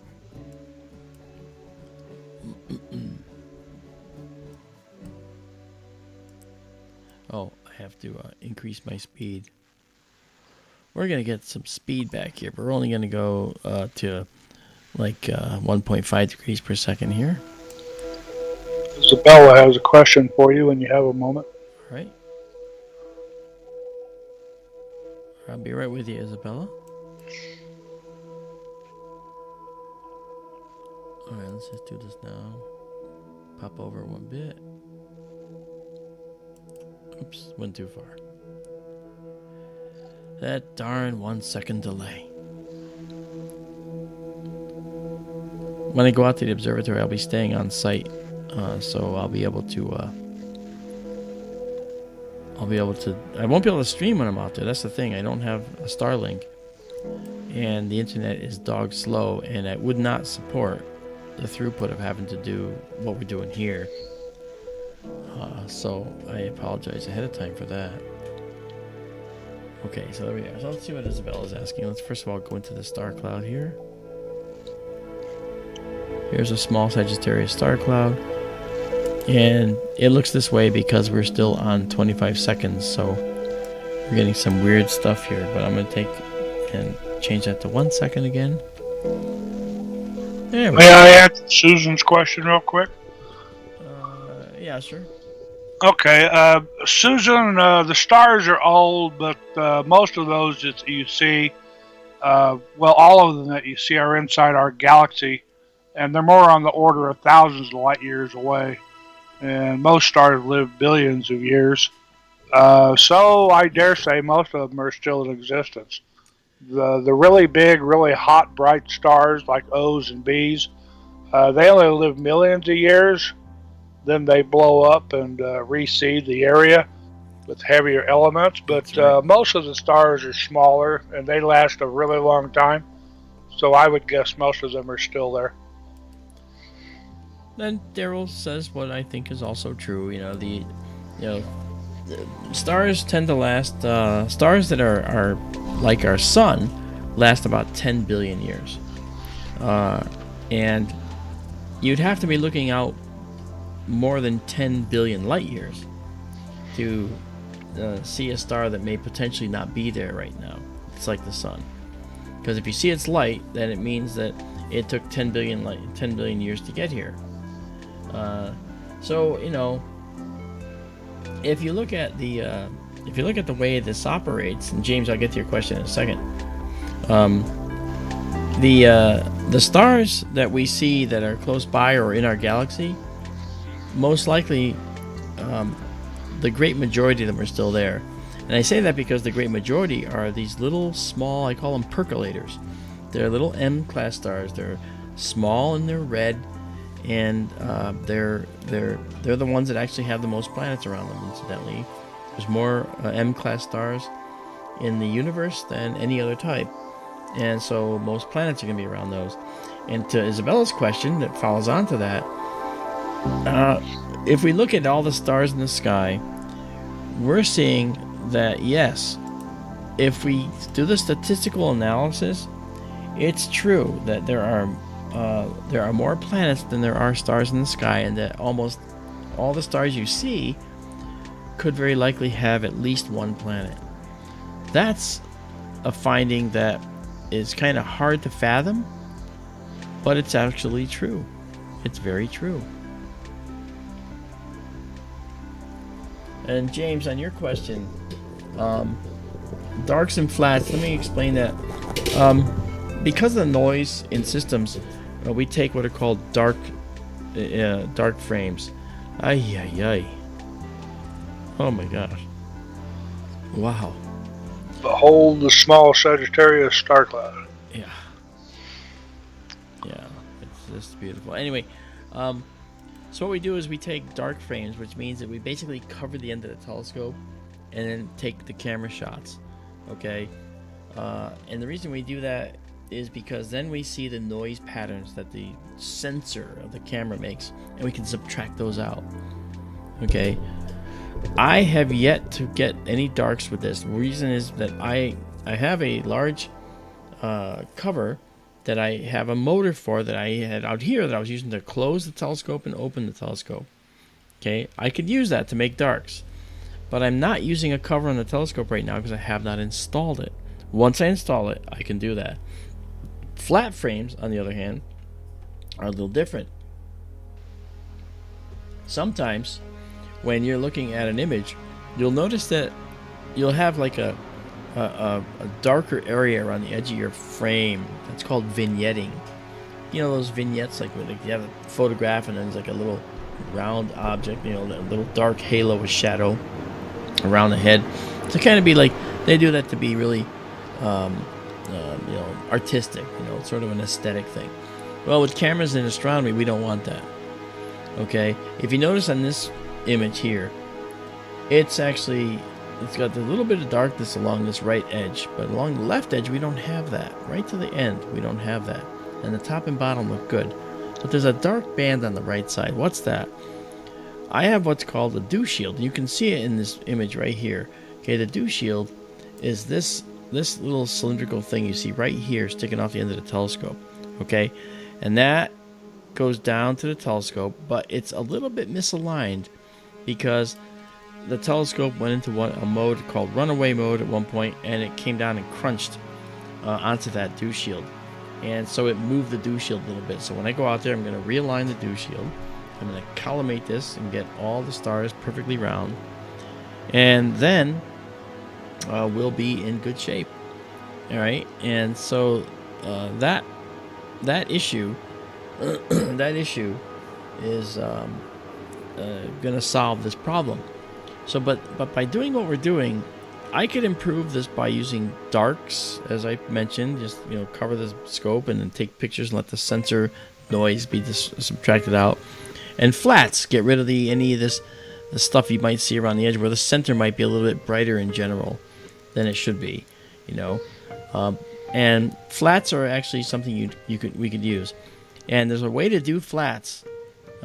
Usually what they do is people put a t-shirt over the end of their telescope, over that dew cap I told you about, that dew shield, and then they put a light on it, and they illuminate it evenly from a distance, and then they take a picture, and that becomes a flat frame. Well, you can also do that long distance remotely, like here, by actually aiming it into the dusk sky, and then doing a short exposure in the dusk sky where the sun is setting, and then you can actually take a bunch of these flat frames. This system that we're using here, okay, if you notice here, if we come over here, okay, and we look down here, down below here, you see this processing, there's this little processing tab over here. If I open that up, you'll see that I actually have a place to put a flat frame in, a master rather, a dark frame master and a flat frame master. That is, dark frames that have been sort of summed together to make a master, and flat frames that have been summed together to make a master.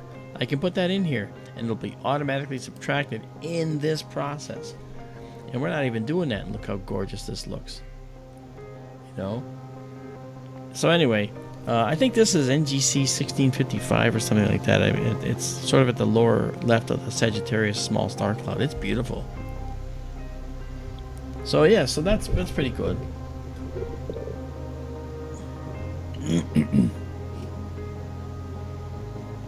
Well, Susan, that's okay. You know, this is why you're here, right? You're here to see spectacular stuff. And that's what this is all about. That's what SkyTour LiveStream is. Spectacular stuff for everybody, and it doesn't cost you a damn thing. Isn't that great? You just have to pay your internet fee to get to your internet.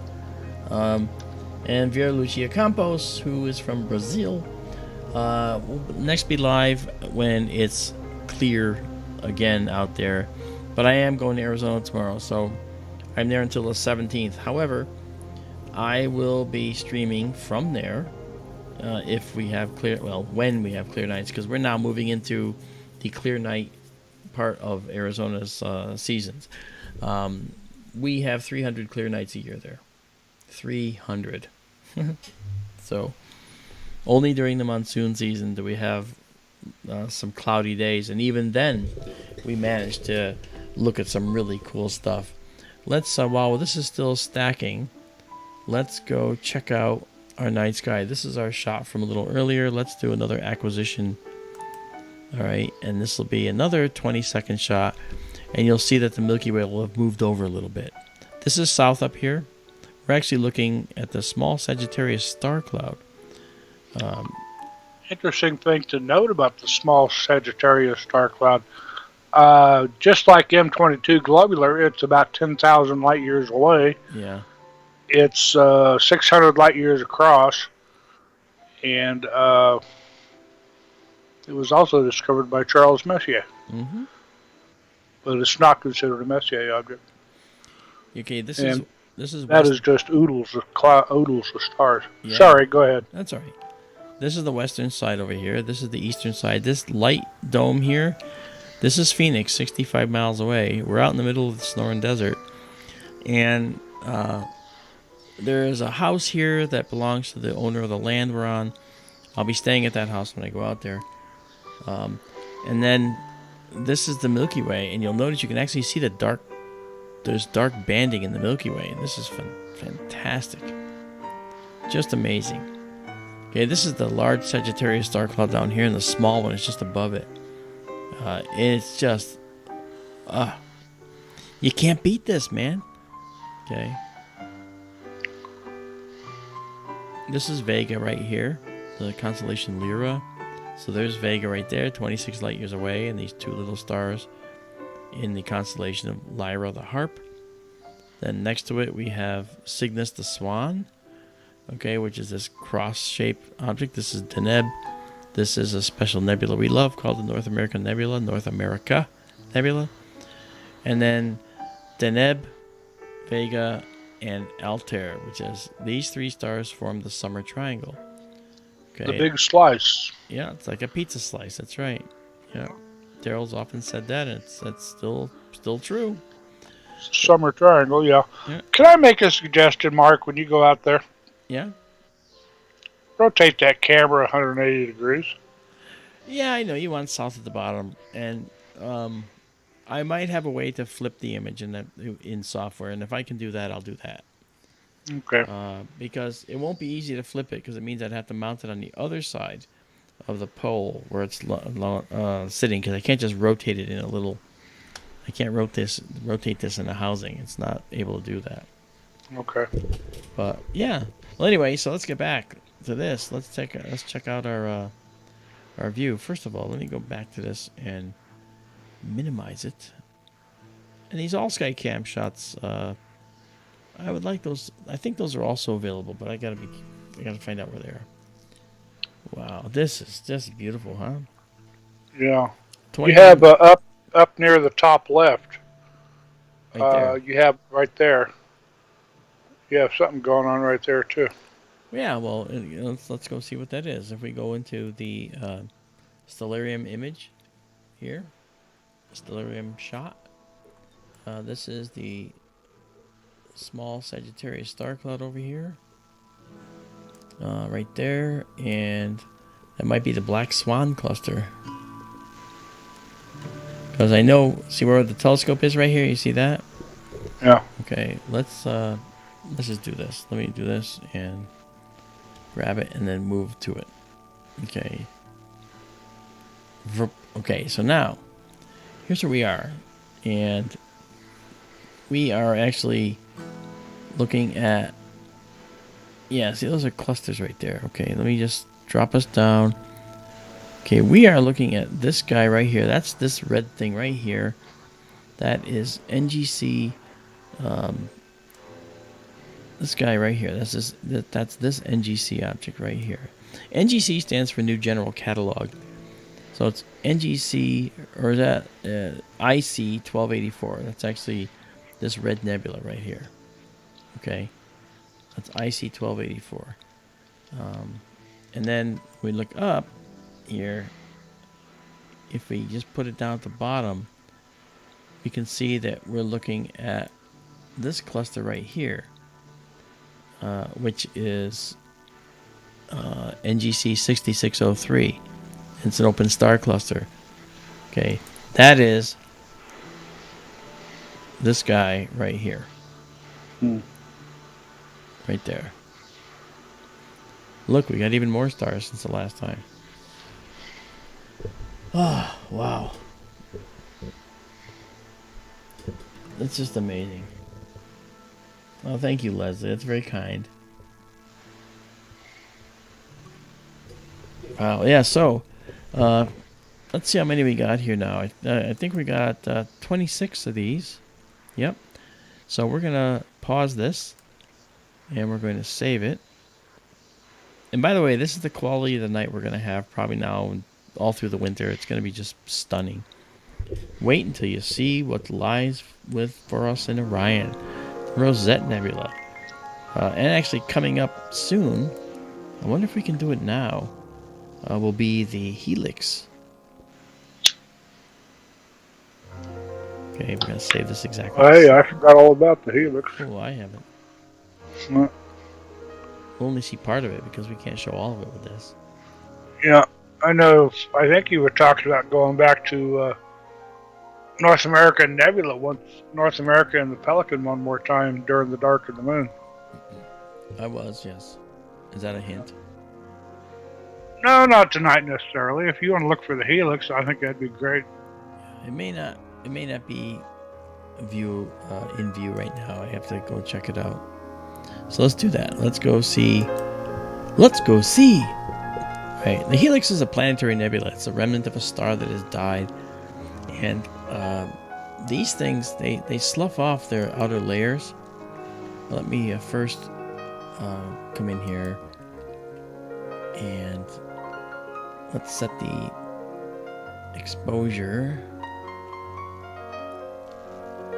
Set the exposure to 1 second again. Okay, 1 second. And we'll go to hyper processed so we can actually see in an exaggerated view of what we're looking at. Okay, now let's go back to our planetarium view. Alright, and let's zoom out a little. I'm not sure whether the Helix Nebula is going to be in view. It really needs to be on the southern horizon, or directly south to see it the best that we can see it. I'm not sure we'll see it, but think positive. oh yeah, I understand. I know. It's below Jupiter. Jupiter's quite high here now, Yeah, if not quite on the meridian yet. yeah. No, I want it to be. I need to see it in a way where we can actually catch it, where we can see the whole thing. Not the whole thing, but not have the building in the way. I think this is it right here. Well, that's the Saturn Nebula. Okay, so it's over here then. It's this guy right here. Yeah, farther east. There's Fomalhaut. Yep. There's the Helix. So let's see, what's its elevation right now? We bring up our elevation.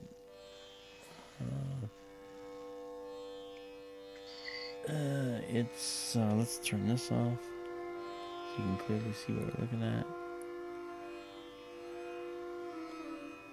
Alright, it's 30 degrees up. That's actually not bad, but let's see how far east. Actually, we might be in luck here. Well, that's pretty good. Well, let's try it, shall we? Sure. No, I don't wanna. Yeah, I do. Your idea. I've never seen the Helix before. I took pictures of it here at SkyTour East, but it's low in the sky here. Yeah. We're at 41.33 degrees north, and we're at 31 down here. We're 10 degrees more lower. Okay, let's check out where we are and where we have to go to. We have to go quite... Alright, well that's okay. We can do this. First things first, let's go and get our telescope. Alright, let's get out of the Starlock menu. We don't need that. And let's go and go to our maximum speed. Maximum warp, Mr. Data. Alright, and now we're gonna just swing to the east. And the telescope's gonna move quite rapidly now. There we go. Heck, looking at Stellarium there. Saturn's west of the meridian already, and it's 10:30 at night there. I know. We might just Jupiter's not far behind. see Saturn might go zipping through our view here. If it does, maybe we can stop. I think we're gonna hit it directly.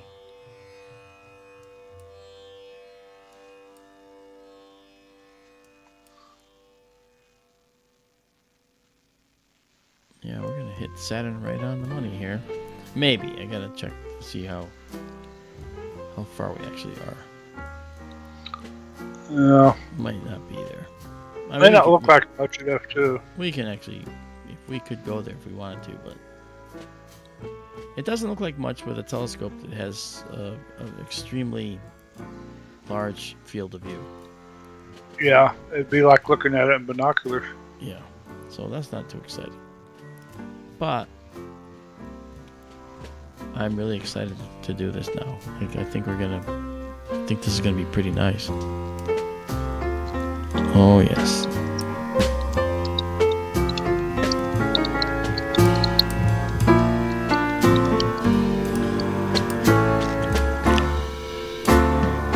Maybe not. Might need to go a little longer, but might have some interference here with the roof. Or we're not, doesn't mean we're not gonna try.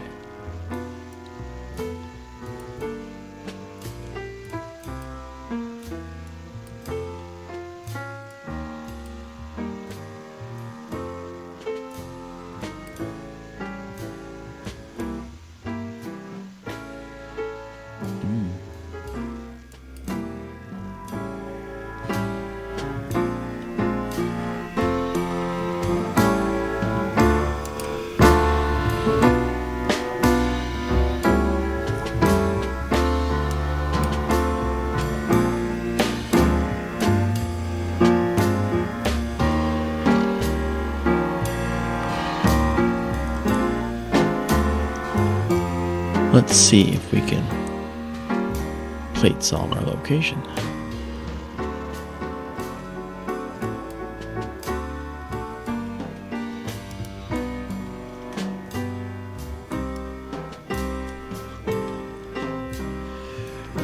I'm letting the telescope tell me where it's pointing. Actually, I got software that's identifying the star field patterns. And if it works, we'll see a green bar, and I can copy those coordinates.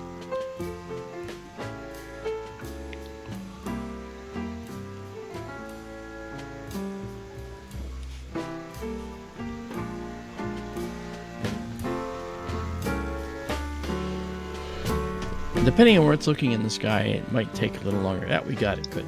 That was fast. That wasn't bad. No, it wasn't bad at all. It's a lifesaver, this technique, you know. Oh, yeah. All right, it says we're at 22, 23, 38. So 22, 23, 50. Okay, that's good there. And then what's the declinations? Minus 22, 17, 13. Yeah, we're actually at minus 22. We're at the wrong declination, basically. But what I can do is I can synchronize to this location. And then we'll be right on the money for doing so. It's 22, 23, 38. So 22, 23, 38. Let's make sure that works. Yep. I hate that 1 second delay. Yeah. Okay. And then we're going to be negative again. So let's do this. Let's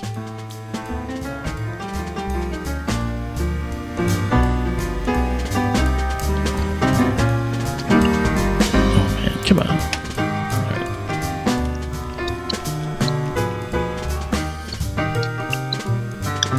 All right. Okay, so now we do minus 22, 54, 37. That's actually interesting. What's that? That it does that. Okay, let me just synchronize here. We should see the coordinates change. Yep. Okay. So they changed. Funny, it works now, but it wouldn't work early. Yeah, I figured out why. Because the sky wasn't dark yet, or yeah, that's a major issue. Or well, yeah. Okay, so that's where the scope is actually pointing right now. All right, and I want to be up here. That's good. So now I'm going to change us to a slower speed.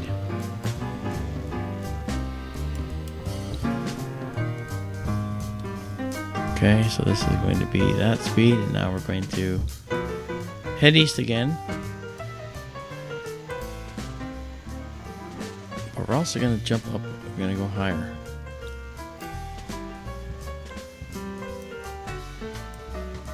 That square represents the field of view, but it's not lined up where it has to be. That's just sort of an indicator on the screen. If I actually do this, select the object. All right. Delay.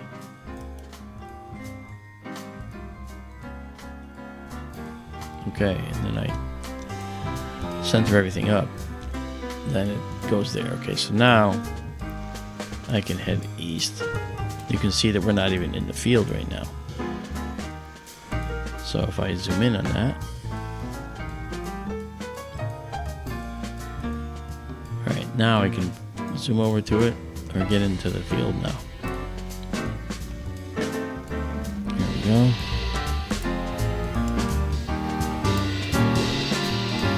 Oh no. I did not want to tilt the park. No. That was a mistake. So we're still good. So now I'm going to drop it over here. And then I'm going to go up actually, which is good. And we should be seeing... We should see the helix when we move up. It should be right in this view.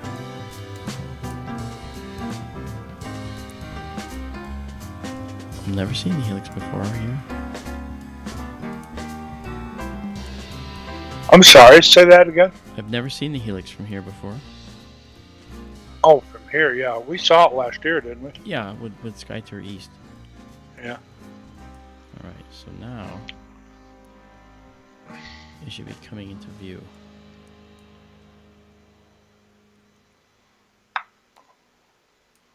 I bet you're going to be pleasantly, I don't know if surprised is the word, but I bet it shows up a lot better here. I suppose it will.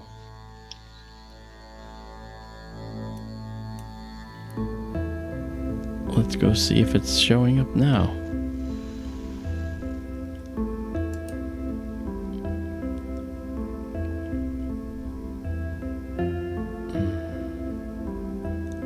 Oh.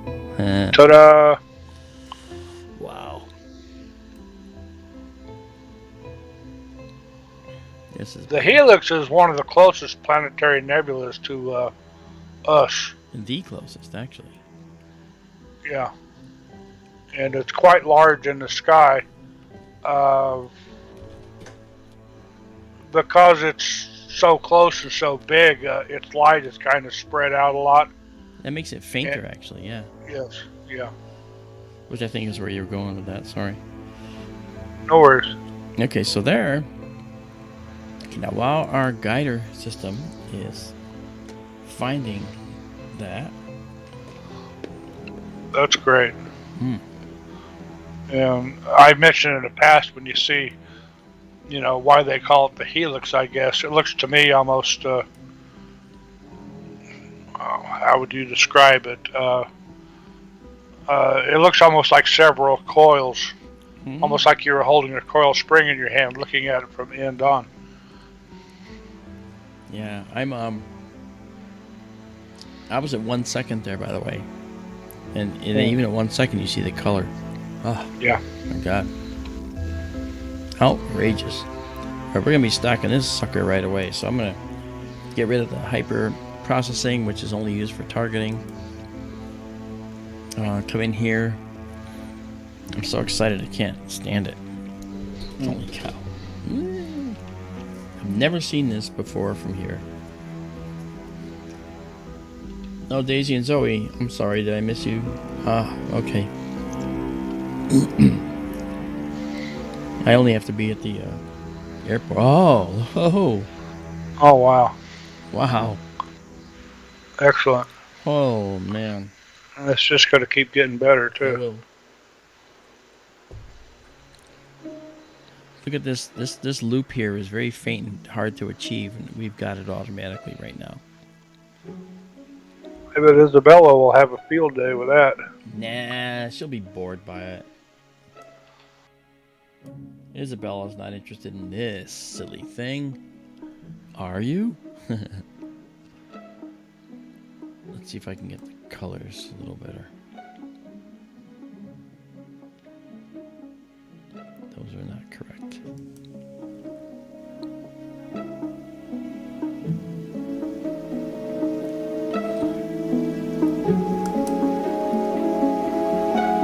It's gonna be really bright. Wow. I can see some of that faint outer shell now. Yeah. This, you can see the central star. That's the central star. This is a planetary nebula again. A star that was, you know, of the mass more similar to the sun. And what it did was it sloughed off its outer layers. Remember that pulsation thing I told you about? Because not only the big stars do this pulsation, so do the little stars. You know, they'll grow to red giants and they'll contract and they'll puff out again. And that variation doesn't have to go very far, but it pushes off the outer layers. And what you're looking at here, if you look at my image here, okay, it's a sphere. It's a sphere, okay? And in the edges of the sphere, look how you cannot see through my fingers. But at the front and the back, you can. Well, at the front and back of the nebula, you can see through the spherical material. But on the edges, you're looking through more material, so you can't see in between. You only see the edges. All right, and that's kind of why these are spherical. The star is pushing stuff out in the same direction on all sides. And there's people that don't necessarily buy that, but I do. I think that's what's going on, to be honest. Wow, look at the helix, man. Isabella did a image of the dumbbell M27, and I'm not sure if it was one of your images or one she got somewhere else, but she caught tons of detail in the outer faint nebulosity around the main dumbbell. Well, she'll tell you if it's one of ours. And I bet she will. She'll have a field day with us. Yes, Susan. This is just one old star's star death. And what happens is the star swells up into a red giant, and when it reaches this red giant stage, the outer layers can sometimes just gravitationally float free, and that's kind of what we're seeing here, okay, in this nebula, right? So when we look here at this is the outer area of that star's outer envelope, the outer envelope of all the material that was in the star, and it's been kind of sloughed off and puffed out. Then after that happens, you can actually see the core of the star, that little tiny white dot, there's a white dot right there. That's the remains of the core of the star, and it contracts down to just a white dwarf. So we have we have stars that can go to white dwarfs. We have stars that were originally bigger in mass, and they go to neutron stars. Okay, I'd have to explain what neutron degeneracy pressure and electron degeneracy pressure to explain the difference between white dwarfs and neutron stars, but I won't go into that now because it's 1:41 in the morning.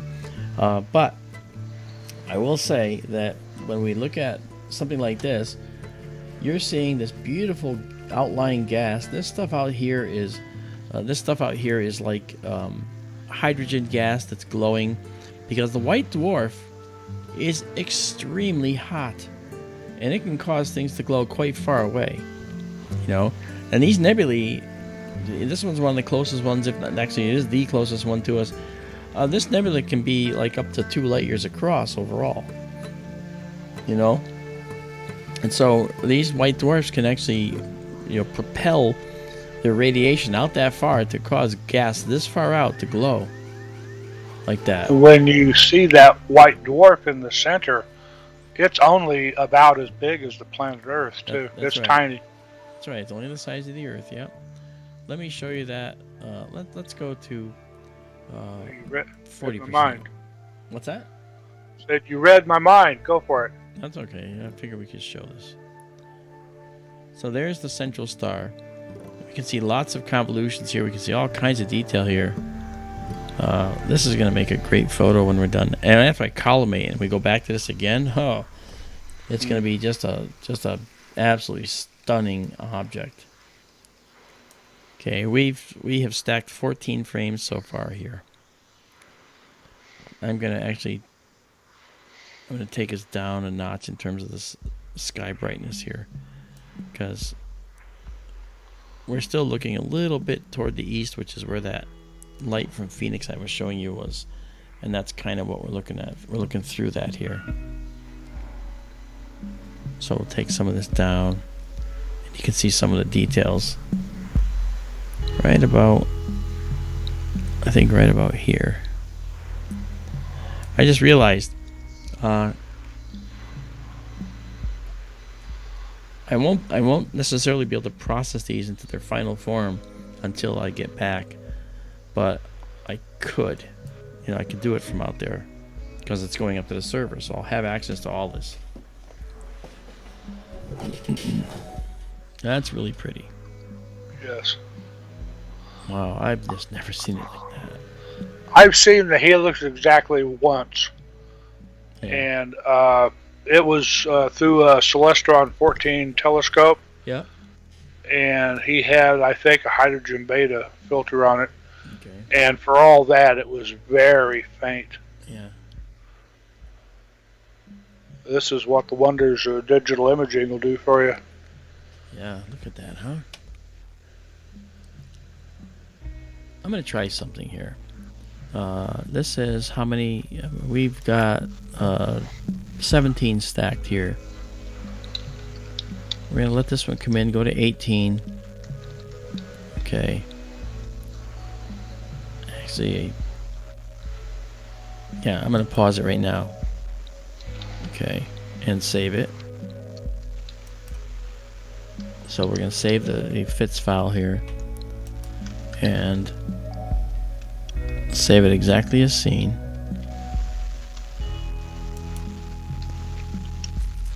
And now I'm going to go and get rid of this for now. And I'll clear it. And I'll tell you why. We're not going anywhere. We're staying on this object. This is a very successful night. It's just been a beautiful night. Lots of cool things that we've never seen better because the sky is so beautiful. Welcome to Arizona, folks.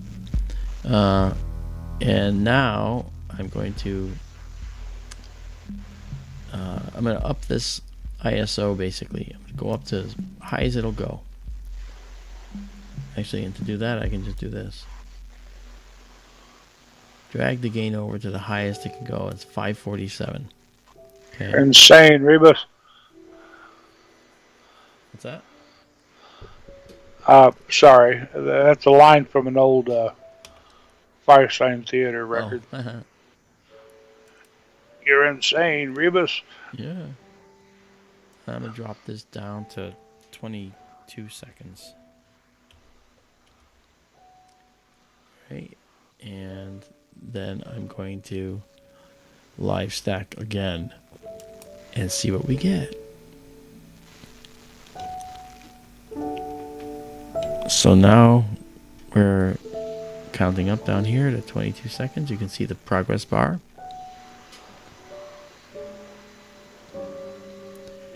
And by the way, our temperature here, if you look here, it's minus 9.4 Celsius. So that is actually pretty darn good. All right, let me just get this camera out and just maybe the gain is too high. Let me undo this. You're funny. What? Oh, nothing. You're insane, Rebus. Uh-huh. I can be insane.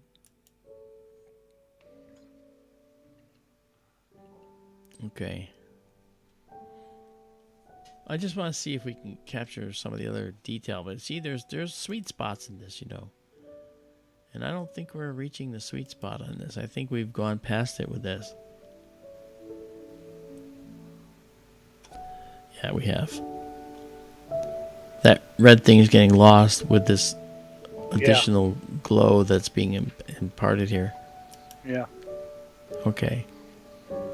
Alrighty. Well, that's cool. So what we'll do now is go to 350 again.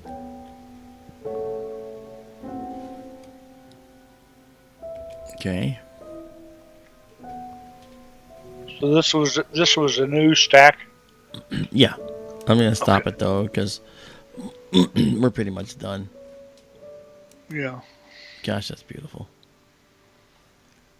All right. Now let's get rid of this. Get rid of this. Wow, guys. Well, you know what? I want to thank you guys for joining me tonight. I want to just say that we're done for the evening. I've got to get to bed. But I am going to do a couple more things while we're here. And that is to say I'm going to move the telescope into a park position. And I might actually set a new park position as I do that. So I'm going to head to the west a little bit. So when you get out there, are you going to fashion a new dew cap for the dew shield? No, that's dew shield's a beautiful aluminum dew shield. It's stunning. Well, yeah, no, a dew cap. Oh, a cover?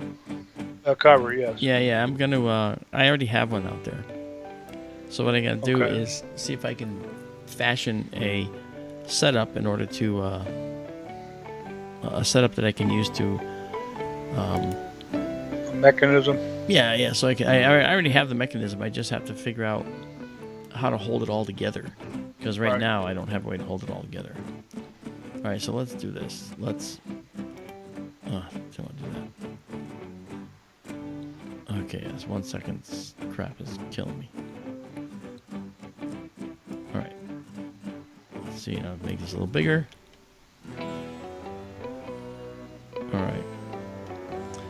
All right, now what I'll do is I'm going to... Okay, finally, thank you. I'm going to set my speed to 7 here, which is a quarter degree or 1.5 degree per second. And now I can spin myself over to the right a little more.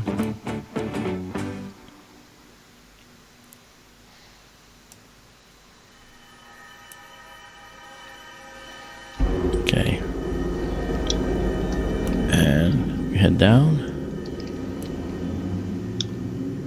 Ooh, that was a nice red star we just went by. You know, wait until we get into Orion, guys, and wait until we start looking at... Oh, Raymond, thank you.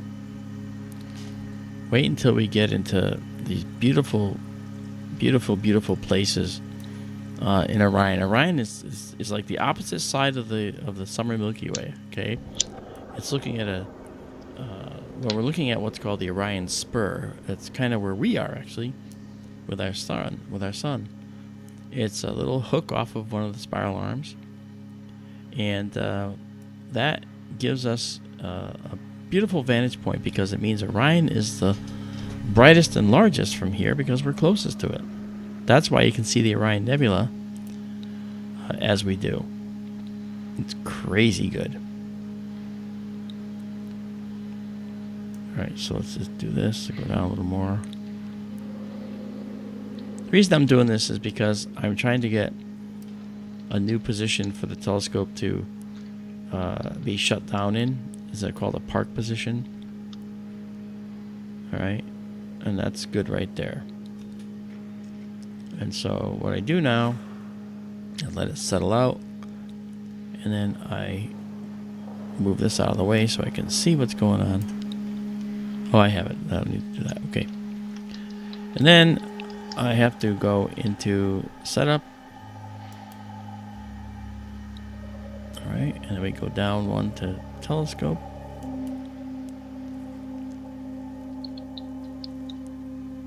Yeah, I'm glad we're shutting down for tonight, because where I'm finding that the internet is slowing down somewhat, and that's probably because of the satellites that are not I don't know what it is, but the satellites are not giving me what we need. Okay, mount upper limit, mount lower limit, and then park position.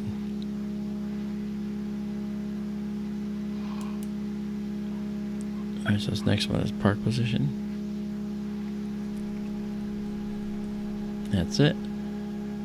And we hit enter, and it'll say set. Notice the delay is even longer. Oh, sorry. Use current. Yes. So we hit enter. There we go.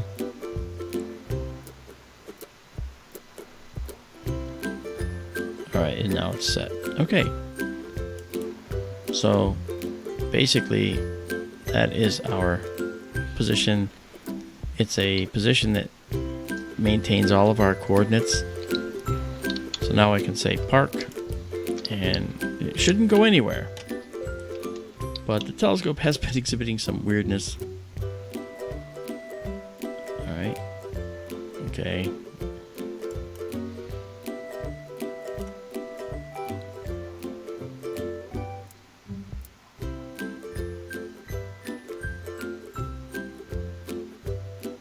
Okay, so now the telescope can be turned off. It's parked. So what I do is I disconnect the scope. Now. And like I said, now once you disconnect the scope, watch what happens. Now it's no longer tracking the sky, and you'll see that the stars are now drifting through the field. Telescope's not moving. That's the Earth moving. Don't worry, it's gonna start again. There you go. Remember to 1 Mark, second. this has been great tonight. Thank you for streaming, and thanks for having me on. Of course. And I thank all of you watching too that have enjoyed it, because I certainly have really had a good time tonight.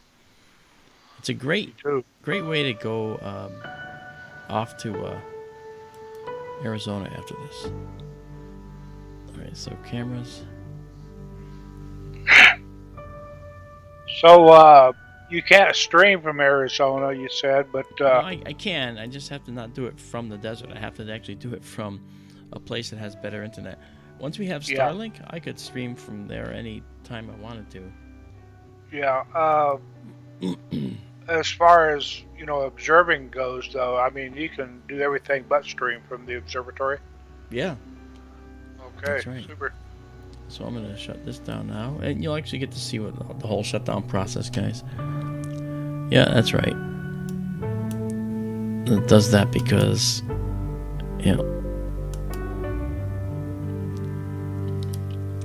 Good. Okay. So I now, still predict, I mean, once you get out there and get your hands on that thing in person, you get her dialed in, I bet you're going to turn into some old desert rat out there. You just live, eat, and breathe the telescope under the Leslie, desert sky. thank you. Leslie Latin Taylor, thank you so much. This is so kind. Thank you so much. This is just beautiful. Okay, so now we can turn the scope off, but we're going to do that now. So as you do that, you'll see the handset's going to go off because the power is going to be shut off in there. This is my observatory program that I wrote. So I hit 2, and it's very simple. Off it is. And now, and only now, can I actually shut the roof. You can't shut the roof unless the power is off and the telescope is parked.